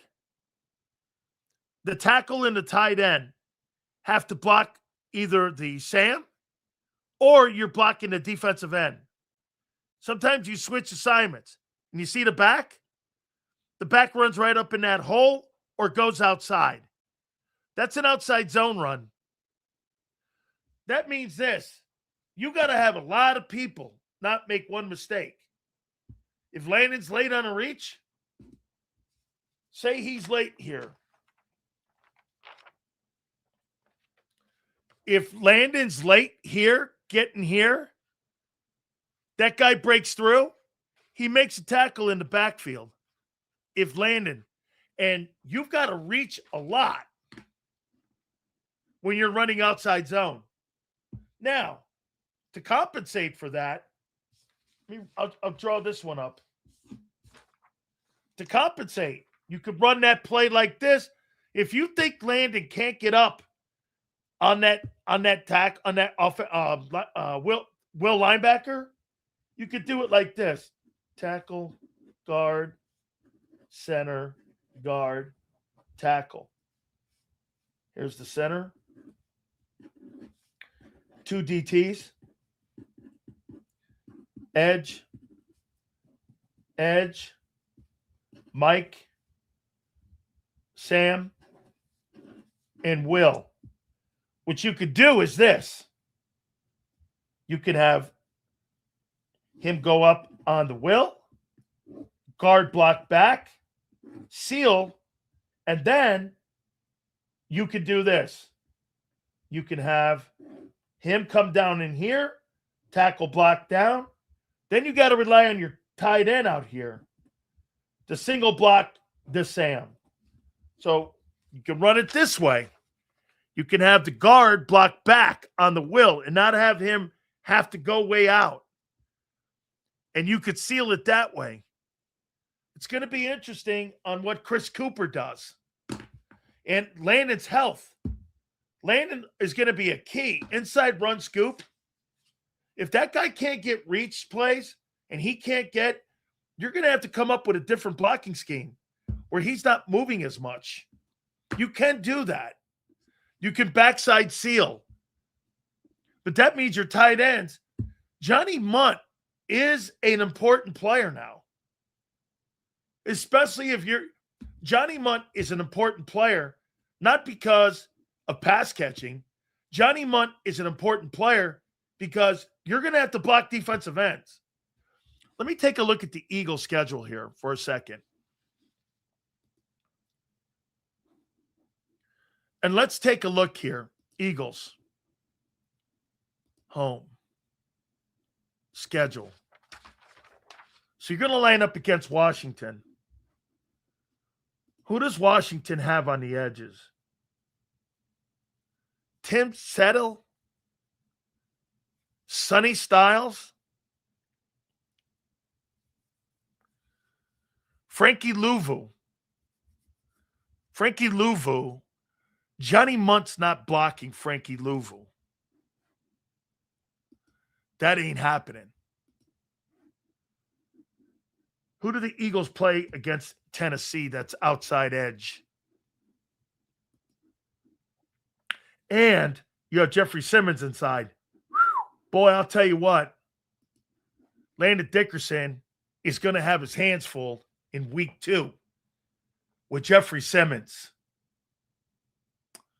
If Landon Dickerson ain't playing up to speed, he going to get his ass kicked. He going to get his ass kicked. Who are their edges? Jermaine Johnson's a pretty good football player. They got some people here. Jeffrey Simmons and Jeremiah Johnson.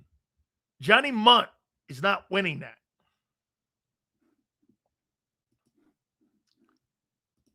Let's see here. Then you got Chicago.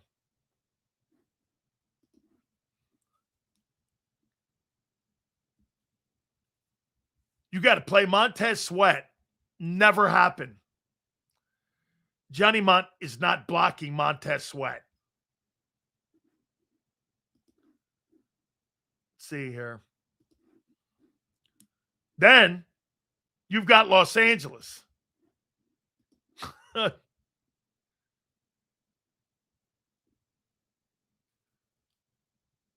You're not blocking Myles Garrett. You're not blocking Myles Garrett. That's going to be quite a challenge out there.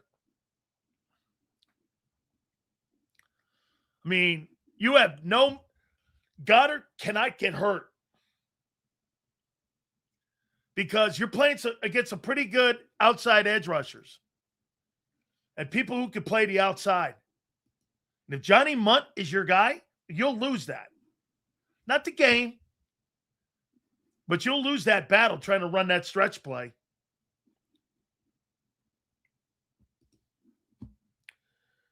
Mutt and Lane will have the same blocking assignment for most part, though, right?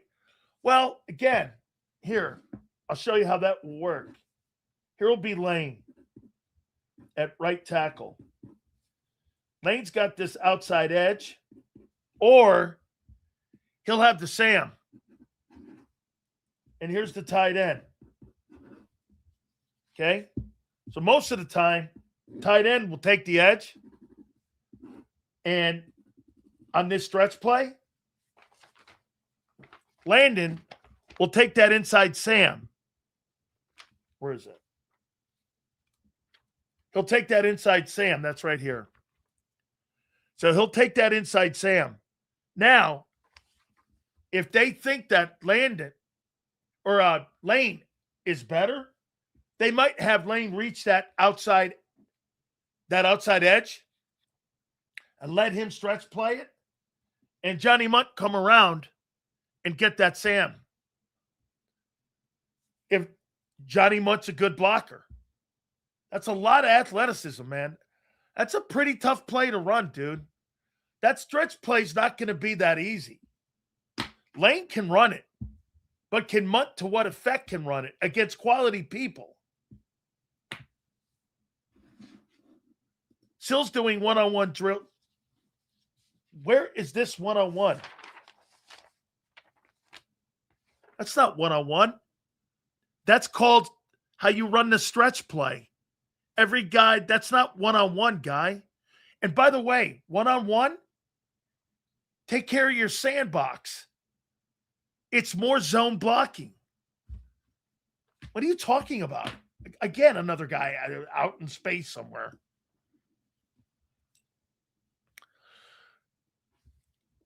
So let's see now. So let's be honest, Dallas might be moving Rashawn Gary around. I think they will. I think they're going to be pretty decent inside this year with Williams and Gary. The pressure on the edges are going to be, yeah. Man, these guys do not understand football. So they don't. Listen, playing in the offensive line, let me show you something here too. Playing in the offensive line is so much harder than playing defensive tackle. 4 guys on the defensive front, 3 of them can get completely blocked, knocked on their ass. And 1 guy make a great play. If 1 dude makes a bad play backside and a guy bleeds in, plays dead for the entire unit. Okay? So here. This is really this is a base stretch run. Okay. Edge, DT, and I'm going from a 40 front. DT, edge, Mike, Will, and Sam. Here's your center. Here's Cam. Here's Landon. Here's Tyler. There's Mulata. There's Lane, and there's the tight end. We'll put him on the strong side. This is how you run this stretch play. You've got to reach the will. Mulata's got to get to the will. Landon has got to reach the tackle. The center's got to get to the mic, wall him off. Tyler's got to get to the DT. And then Lane, I'm assuming, is going to get out. And I would think he's going to be on the edge. And Johnny Munt has got to take somebody like Styles on. That's how you run a stretch play. Right there. That's how you run the stretch. See this backside guy here? This guy here most likely will have an influence play on him. You're hoping that he gets deep. But if this guy gets as deep as the ball, and he's got to get into pursuit, the guy who really you're hoping makes the play is that guy on the strong side. Munt's got to get up on Sonny Styles. Lane has got to block here. You're walling off the tackle. Cam's got to get up on the mic. And Landon has got to get up on the defensive tackle. Those are stretch plays. That's how you're running the stretch. And you're hopefully spacing is going to be an issue too. Are you going to run this out of tight splits, or are you going to run this out of big splits? I'm talking about splits that were from the center guard. Are they going to be 2 foot splits, splits and a half? Because I can read where a play's going based on splits.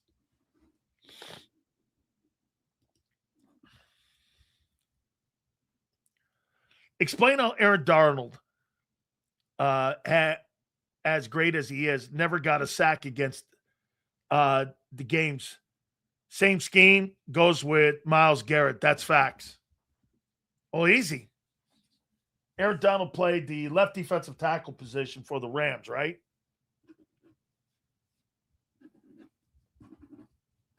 Here's Aaron Donald. I heard Kelsey explain it. Okay? Bang, bang. Very simple. In a 43, Kelsey blocked down, center, guard. They double teamed him. Took him on the backside and took him on the front side. He was never able to get anywhere.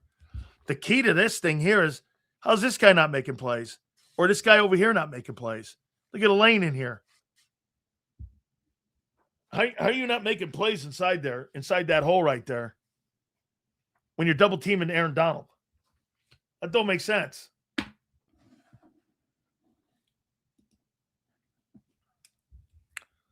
Aaron Donald against the Eagles, sorry in the gym typing. Yeah, but again, when Jason Kelsey said numerous times, they've never game planned a defensive tackle ever, except him. That's on the other guys to get free. I mean, the other guys have to make plays. You're double teaming a guy like Donald. and the other guys aren't making plays? Yeah. They doubled them. They went front side, back side, influence, brought them in. They did a whole bunch of things. Go back and watch some of those films. Pretty creative blocking schemes that Stoutland put on Aaron Donald. Very creative. As a matter of fact, every time Jeff Stoutland had an interior defensive tackle that he had to block, outside of a year ago, they did a pretty good job on him.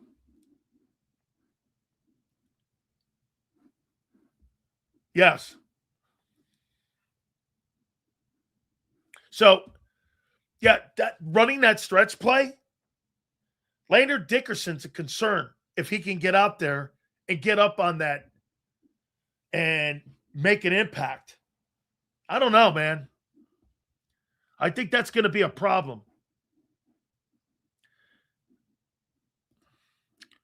Some of these guys were on the cheerleading squad instead of the gridiron cells. I mean, some of the stuff you hear people talking about depth, who's playing, like what position, what are you expecting from this guy? Everything's got a technique, dude.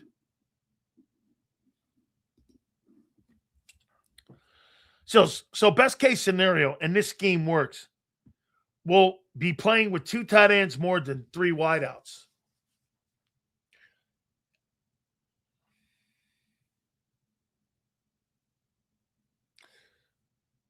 Goedert off the weak side, Munt on the strong side next to Lane. Running the stretch play. Go 2 tight end. That's not a bad idea. Let me see if I have a friend of mine who diagrammed it up for me too.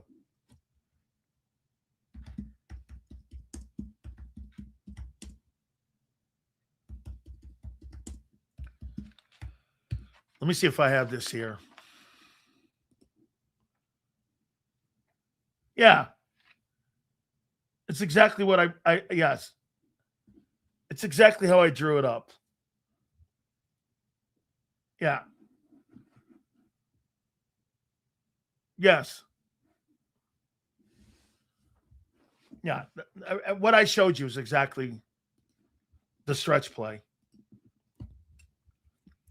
See, it's my issue when idiots saying Aaron Donald is the best. I don't remember Joe Green getting killed on the run. Dude. Aaron, I mean, let's see. Aaron Donald.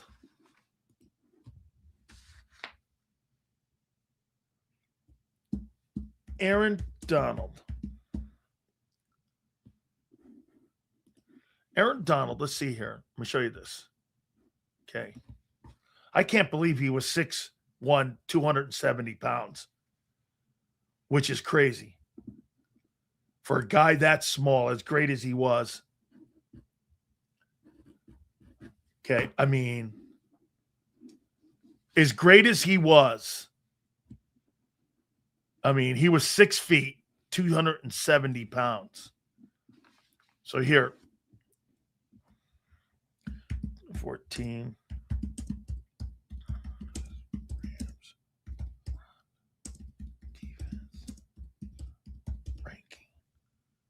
Okay. So his 2014, they were ranked 17th in run defense. Okay. 27th, they were ranked 17th in running defense allowed. Let's take a look at the next one.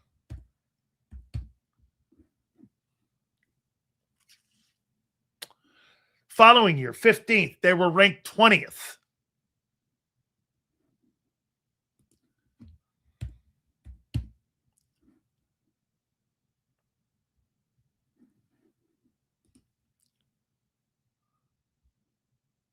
In 2016, they were ranked 24th.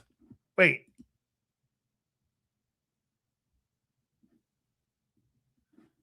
Yes. 2017.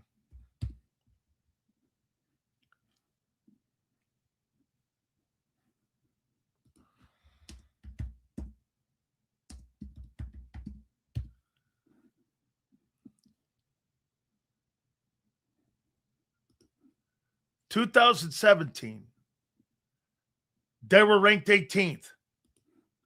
They've never really been. They've really never been. 2020. Let me see.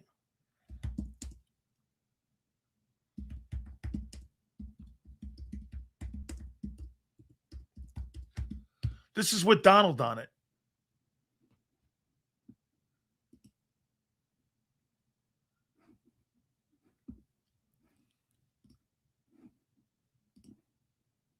They were not a top 5 defense. 2018.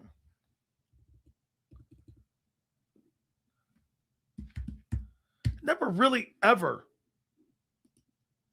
was on a football team that was really great. Rushing defense. The Rams were 20th. Aaron Donald was never really a great run defender.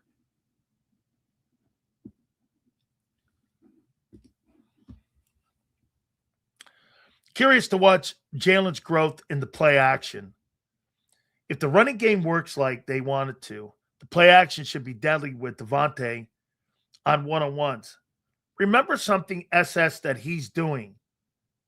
He's going to be, for the first time, really looking at the fact that he's going to be turning his back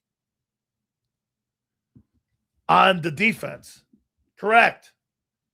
Sapp's a better all-around player. Sapp's a better all-around football player.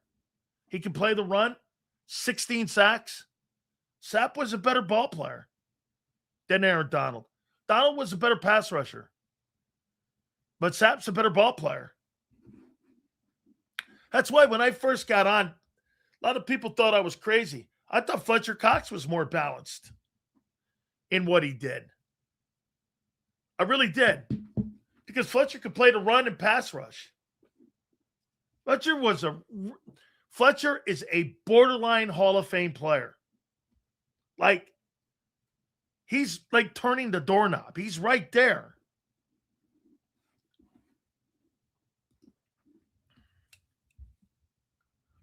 Both great deep ball and trouble throwing over the middle. Both had great defenses too.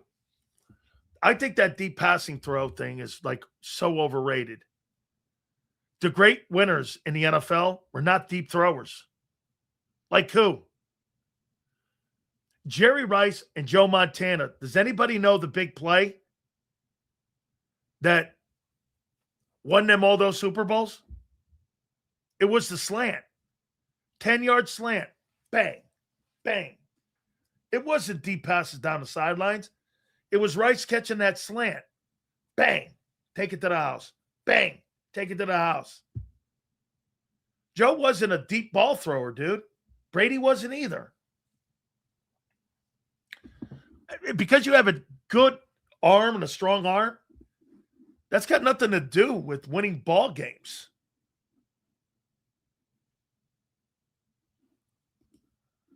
Seals, do you think AJ retires in Philly, or does that depend on how he does in New England?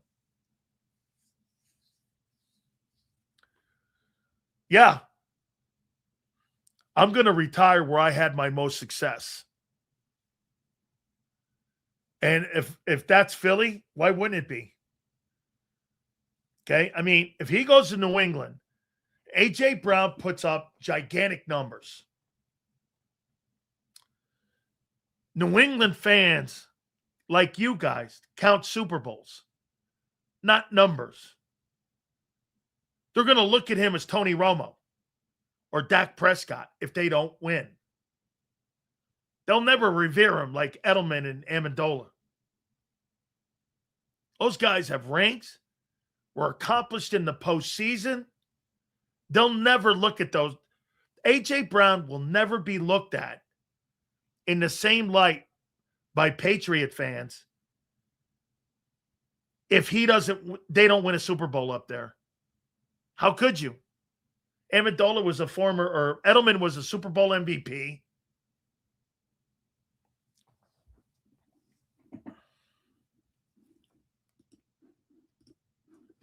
So, if not having arm strength, I said deep throwing.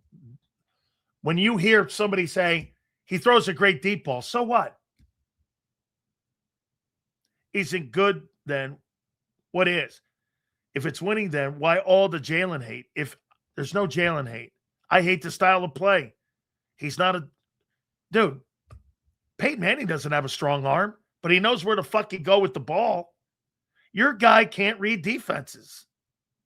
How many times do I have to say that? And you want Jalen Hurts to read a defense in an offense that he's never run and run a West Coast offense. I don't care what kind of offense you put around Hurts. It's still going to be below average in the passing game. Dude, he's never been a prolific passer or even above grade, except maybe for 1 year when he ran a lot, 22. Outside of that, all them passing offenses have been terrible.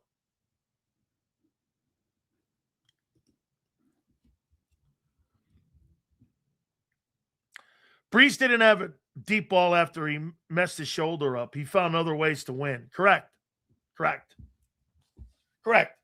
Timing. It was a big timing throw guy. Absolutely true. Yes. 3 players won NFL Defensive Player of the Year 3 times. Do you know who they are? LT.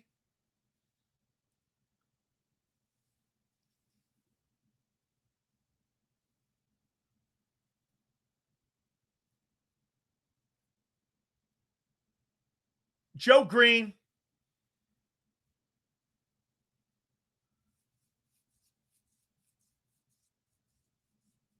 And I'm going to go Reggie. Or maybe a linebacker. Ray Lewis? I don't think Ray won it 3 times. Maybe he did. I'll go Ray Lewis. I'll go LT, Ray Lewis, and Joe Green. Wait. I got to go back into the 70s. Randy White? No. Hold on. LT, Alan Page, and Ray. Who is it? Oh, okay. Well, I was way off. I thought Alan Page won it 3 times. I don't know. I was off. I couldn't believe I saw you threw 5 picks against real defense live action. He's a winning Super Bowl quarterback. Yeah, I don't know about all that. I think depending on what they're working on, and they didn't have Devontae and AJ out there. Sills, what's the most valuable thing a quarterback can have? Processing. Bill Walsh told me that the greatest processors are in their feet. Phil, I'll say, is feet. Montana got back into a 7-step drop because he could start processing.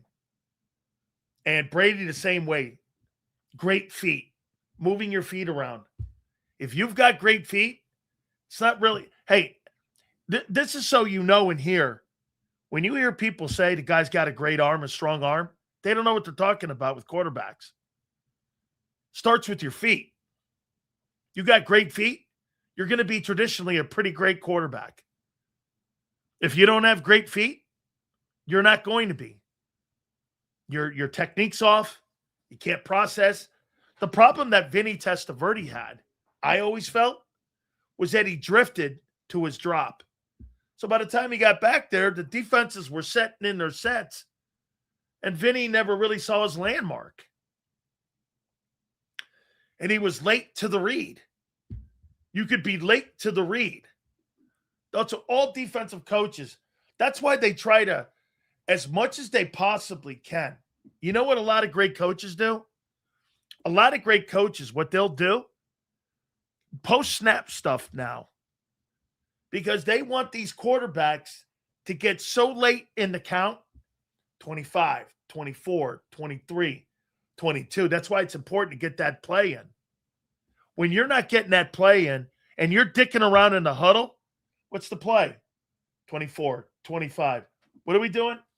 Then he looks at the damn chart. That's another 5 seconds. Shit, by the time you call the play, you got 5 seconds to get to the line of scrimmage before the thing shut off in your ear. Then you got to look up, and if you got quality linebackers, you know what the linebackers are going to do? They're not going to set their defense until you set the O-line. So when you're sitting there, you're waiting. And you're waiting for Jalen. Set. Move. Shift. The O-line can't shift. Then, if you shift to a strong side, Jalen's got to counter that. Fade one. I don't know if that could be a dummy call or tell them, hey, change the blocking assignment. 5, 4. Then you got to block and you got to find your landmark. That's a lot, man. That's a lot for a first-year play caller. That is a ton.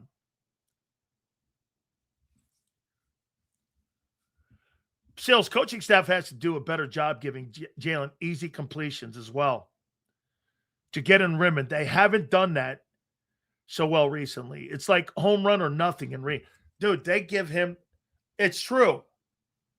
They give Jalen Hurts such rough plays to make a play. Do you understand throwing to the numbers is the hardest thing you can do in football? What's the easiest thing? Check down. That's the easy throw. Let Barkley go make a play. Go make a play. Seals, he gets 3 yards. Falls short of the stick. Okay. High completion percentage. You move the sticks a bit. Punt. These offensive coordinators today, they are so impatient. I think everybody wants to put big numbers up instead of just trying to win ball games.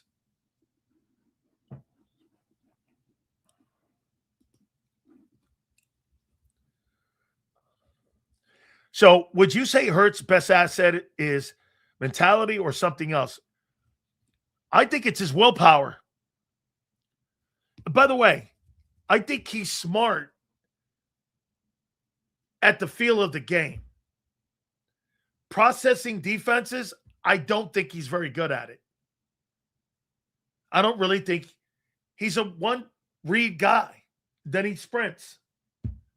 Now they want him to be a 3-read guy. That's a big task, man. You know how long it took Tom Brady to learn how to read defenses? 25 years. You think he's going to do it in 5 months? Man, is that a lot. Like, you guys think Tom Brady, it took him 25 years to beat Tom Brady. Now you're asking Jalen to do that in 5 months. It's crazy.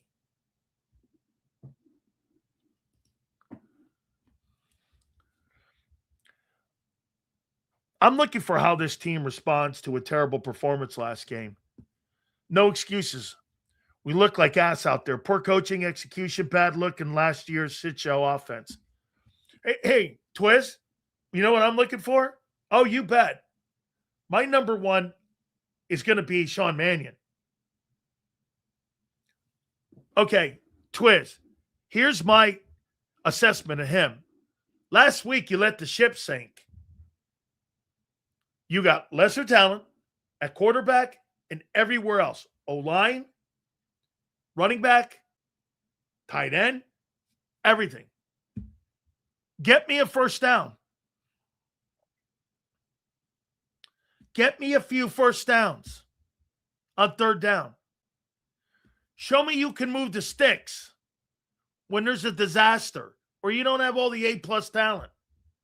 If you can't manufacture a fucking first down with lesser talent, you're not a problem solver. That's not a problem solver, dude.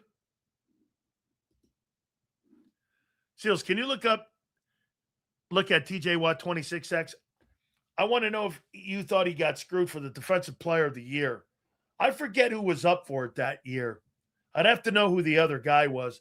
That may have been Stephon Gilmore in the year he had.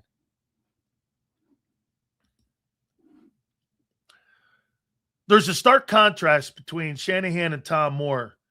Reich implemented a form of Moore, so obviously Sirianni did too. Personally, I think Tom Moore's a better coordinator than Kyle Shanahan. Just me. I think he's a better coordinator.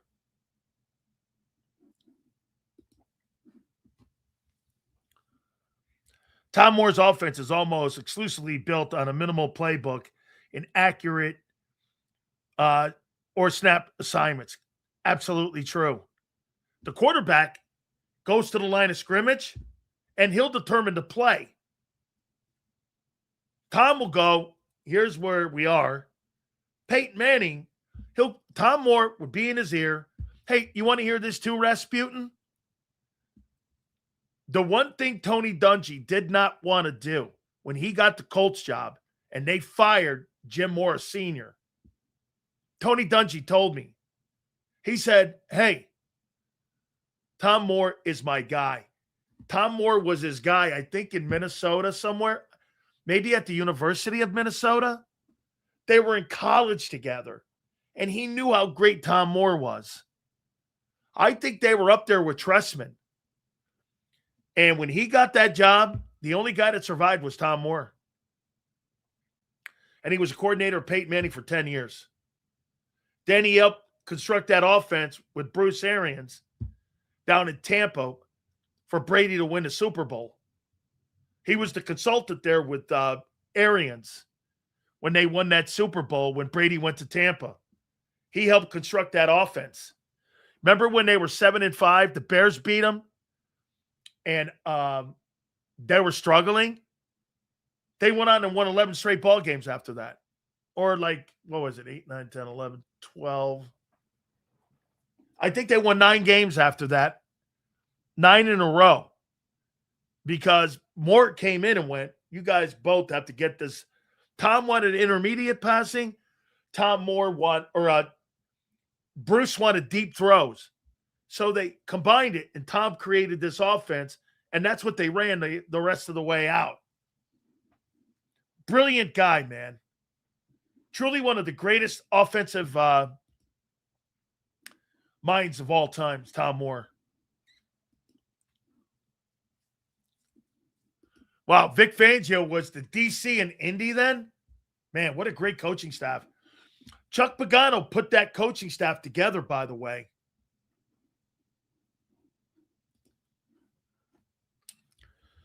Why do you think Aaron Donald has not officially come back yet? Because he doesn't want to practice. And he don't need to. You think that guy needs preseason football?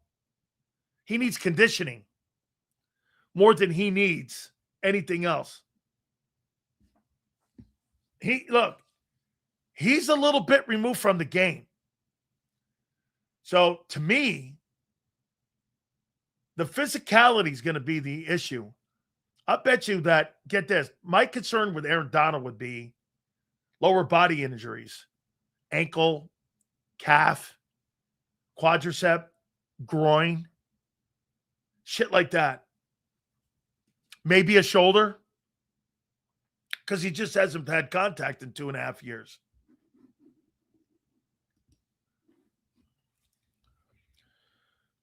Partially why most of the league is shifting to Shanahan's scheme. Yeah. The reason that they're doing that, Rasputin, is because the game's played more in space today. That's why you see smaller linebackers. You see smaller linebackers today for that exact reason. I mean, you're now going back like when Jack Lambert played. Jack Lambert was 218 pounds. Why could the Steelers have like smaller linebackers?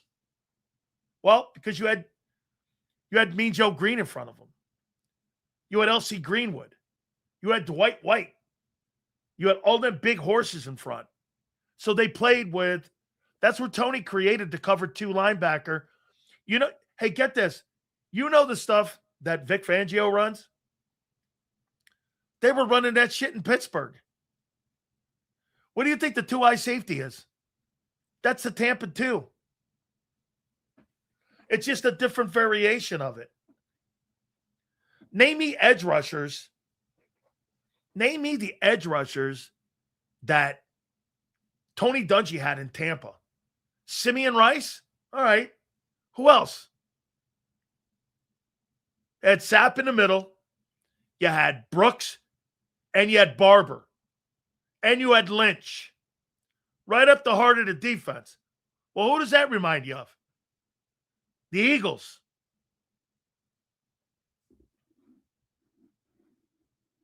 Right? Vic Fangio didn't discover the 2-eye safety. The Steelers did. It's a variation. The Tampa 2 is cover 2 too high.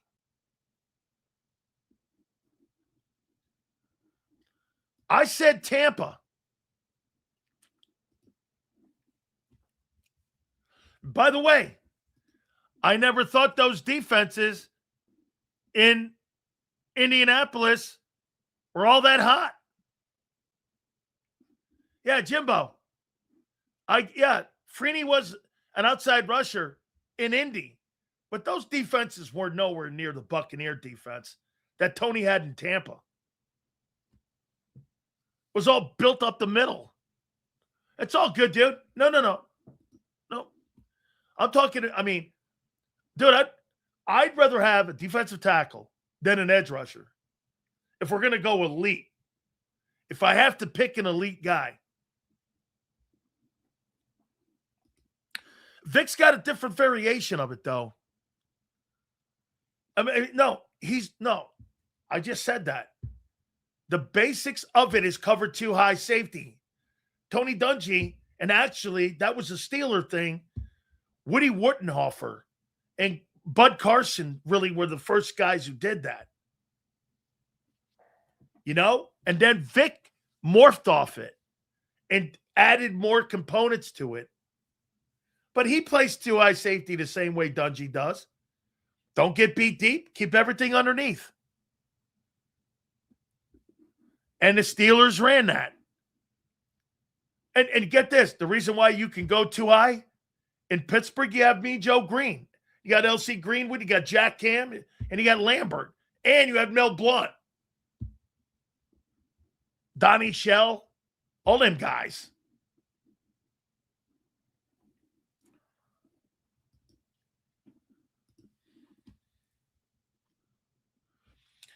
It's going to be a sad day when Vic leaves. A sad day when Jim Johnson left. Buddy Ryan was the greatest D coordinator to ever live. Bill Belichick, too. Buddy was the defensive line coach with the Jets in 1969 when they won the Super Bowl.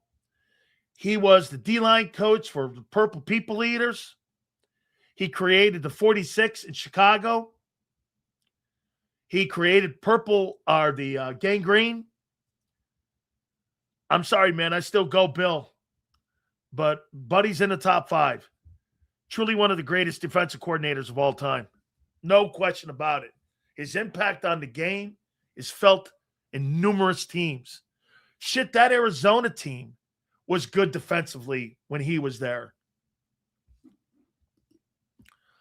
I get this.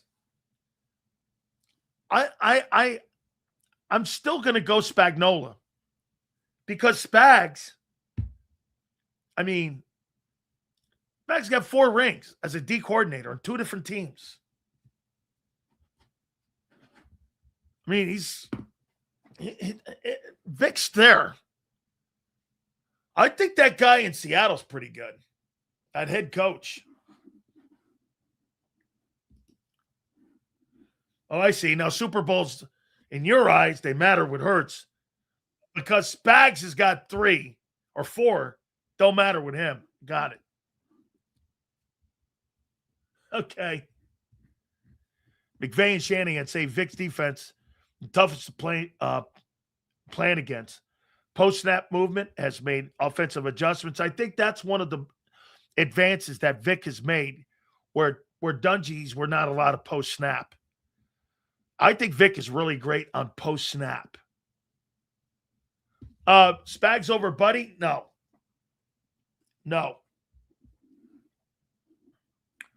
Okay.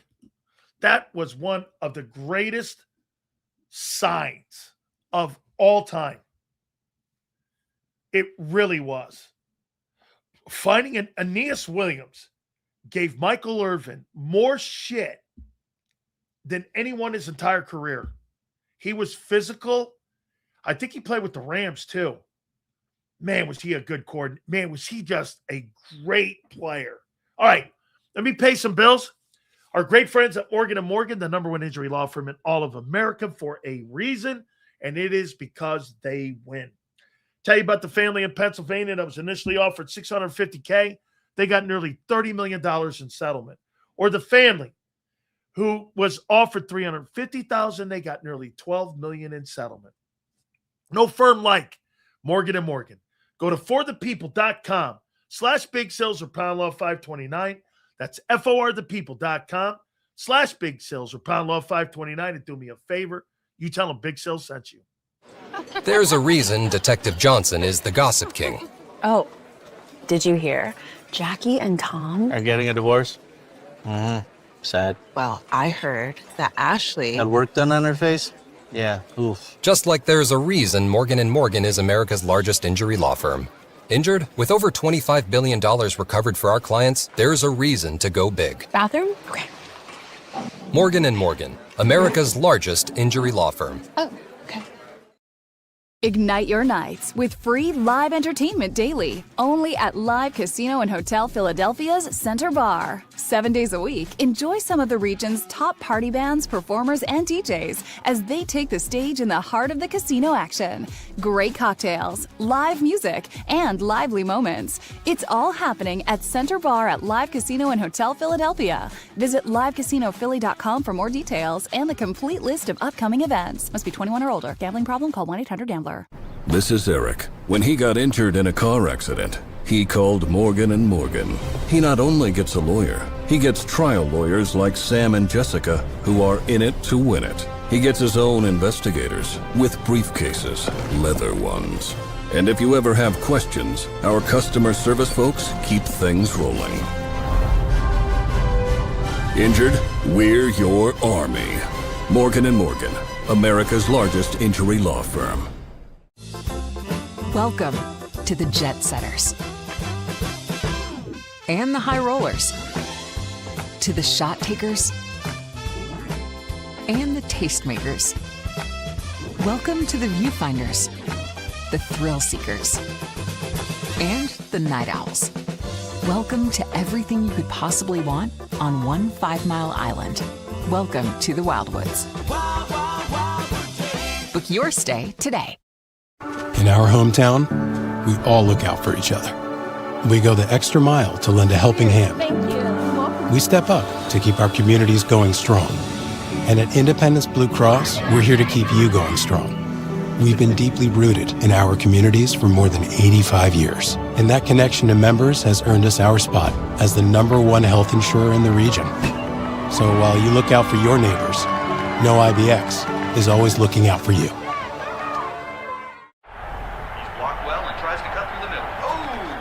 Your gut says Miami is going to win, and you should take the over. Your gut also said your NFT selfies would only go up in value. They didn't.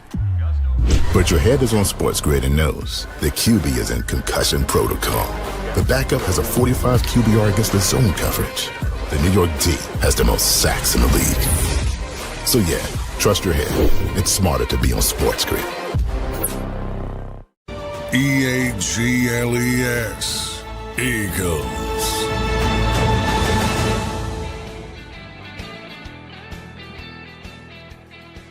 We're getting closer. Next week, we'll be going into the final, I think, or we got two more. We got this one and next week. in preseason games. And then we're like, what is it now? Like 23 days out from the start of the season, which is crazy. Guys, I appreciate you. Don't forget to catch the pre- and post-game show this Saturday with Zander and John. They'll have that for you there as they get ready for New England. Thank you so much. Hit the like button on the way out, and we will see you on the flip side.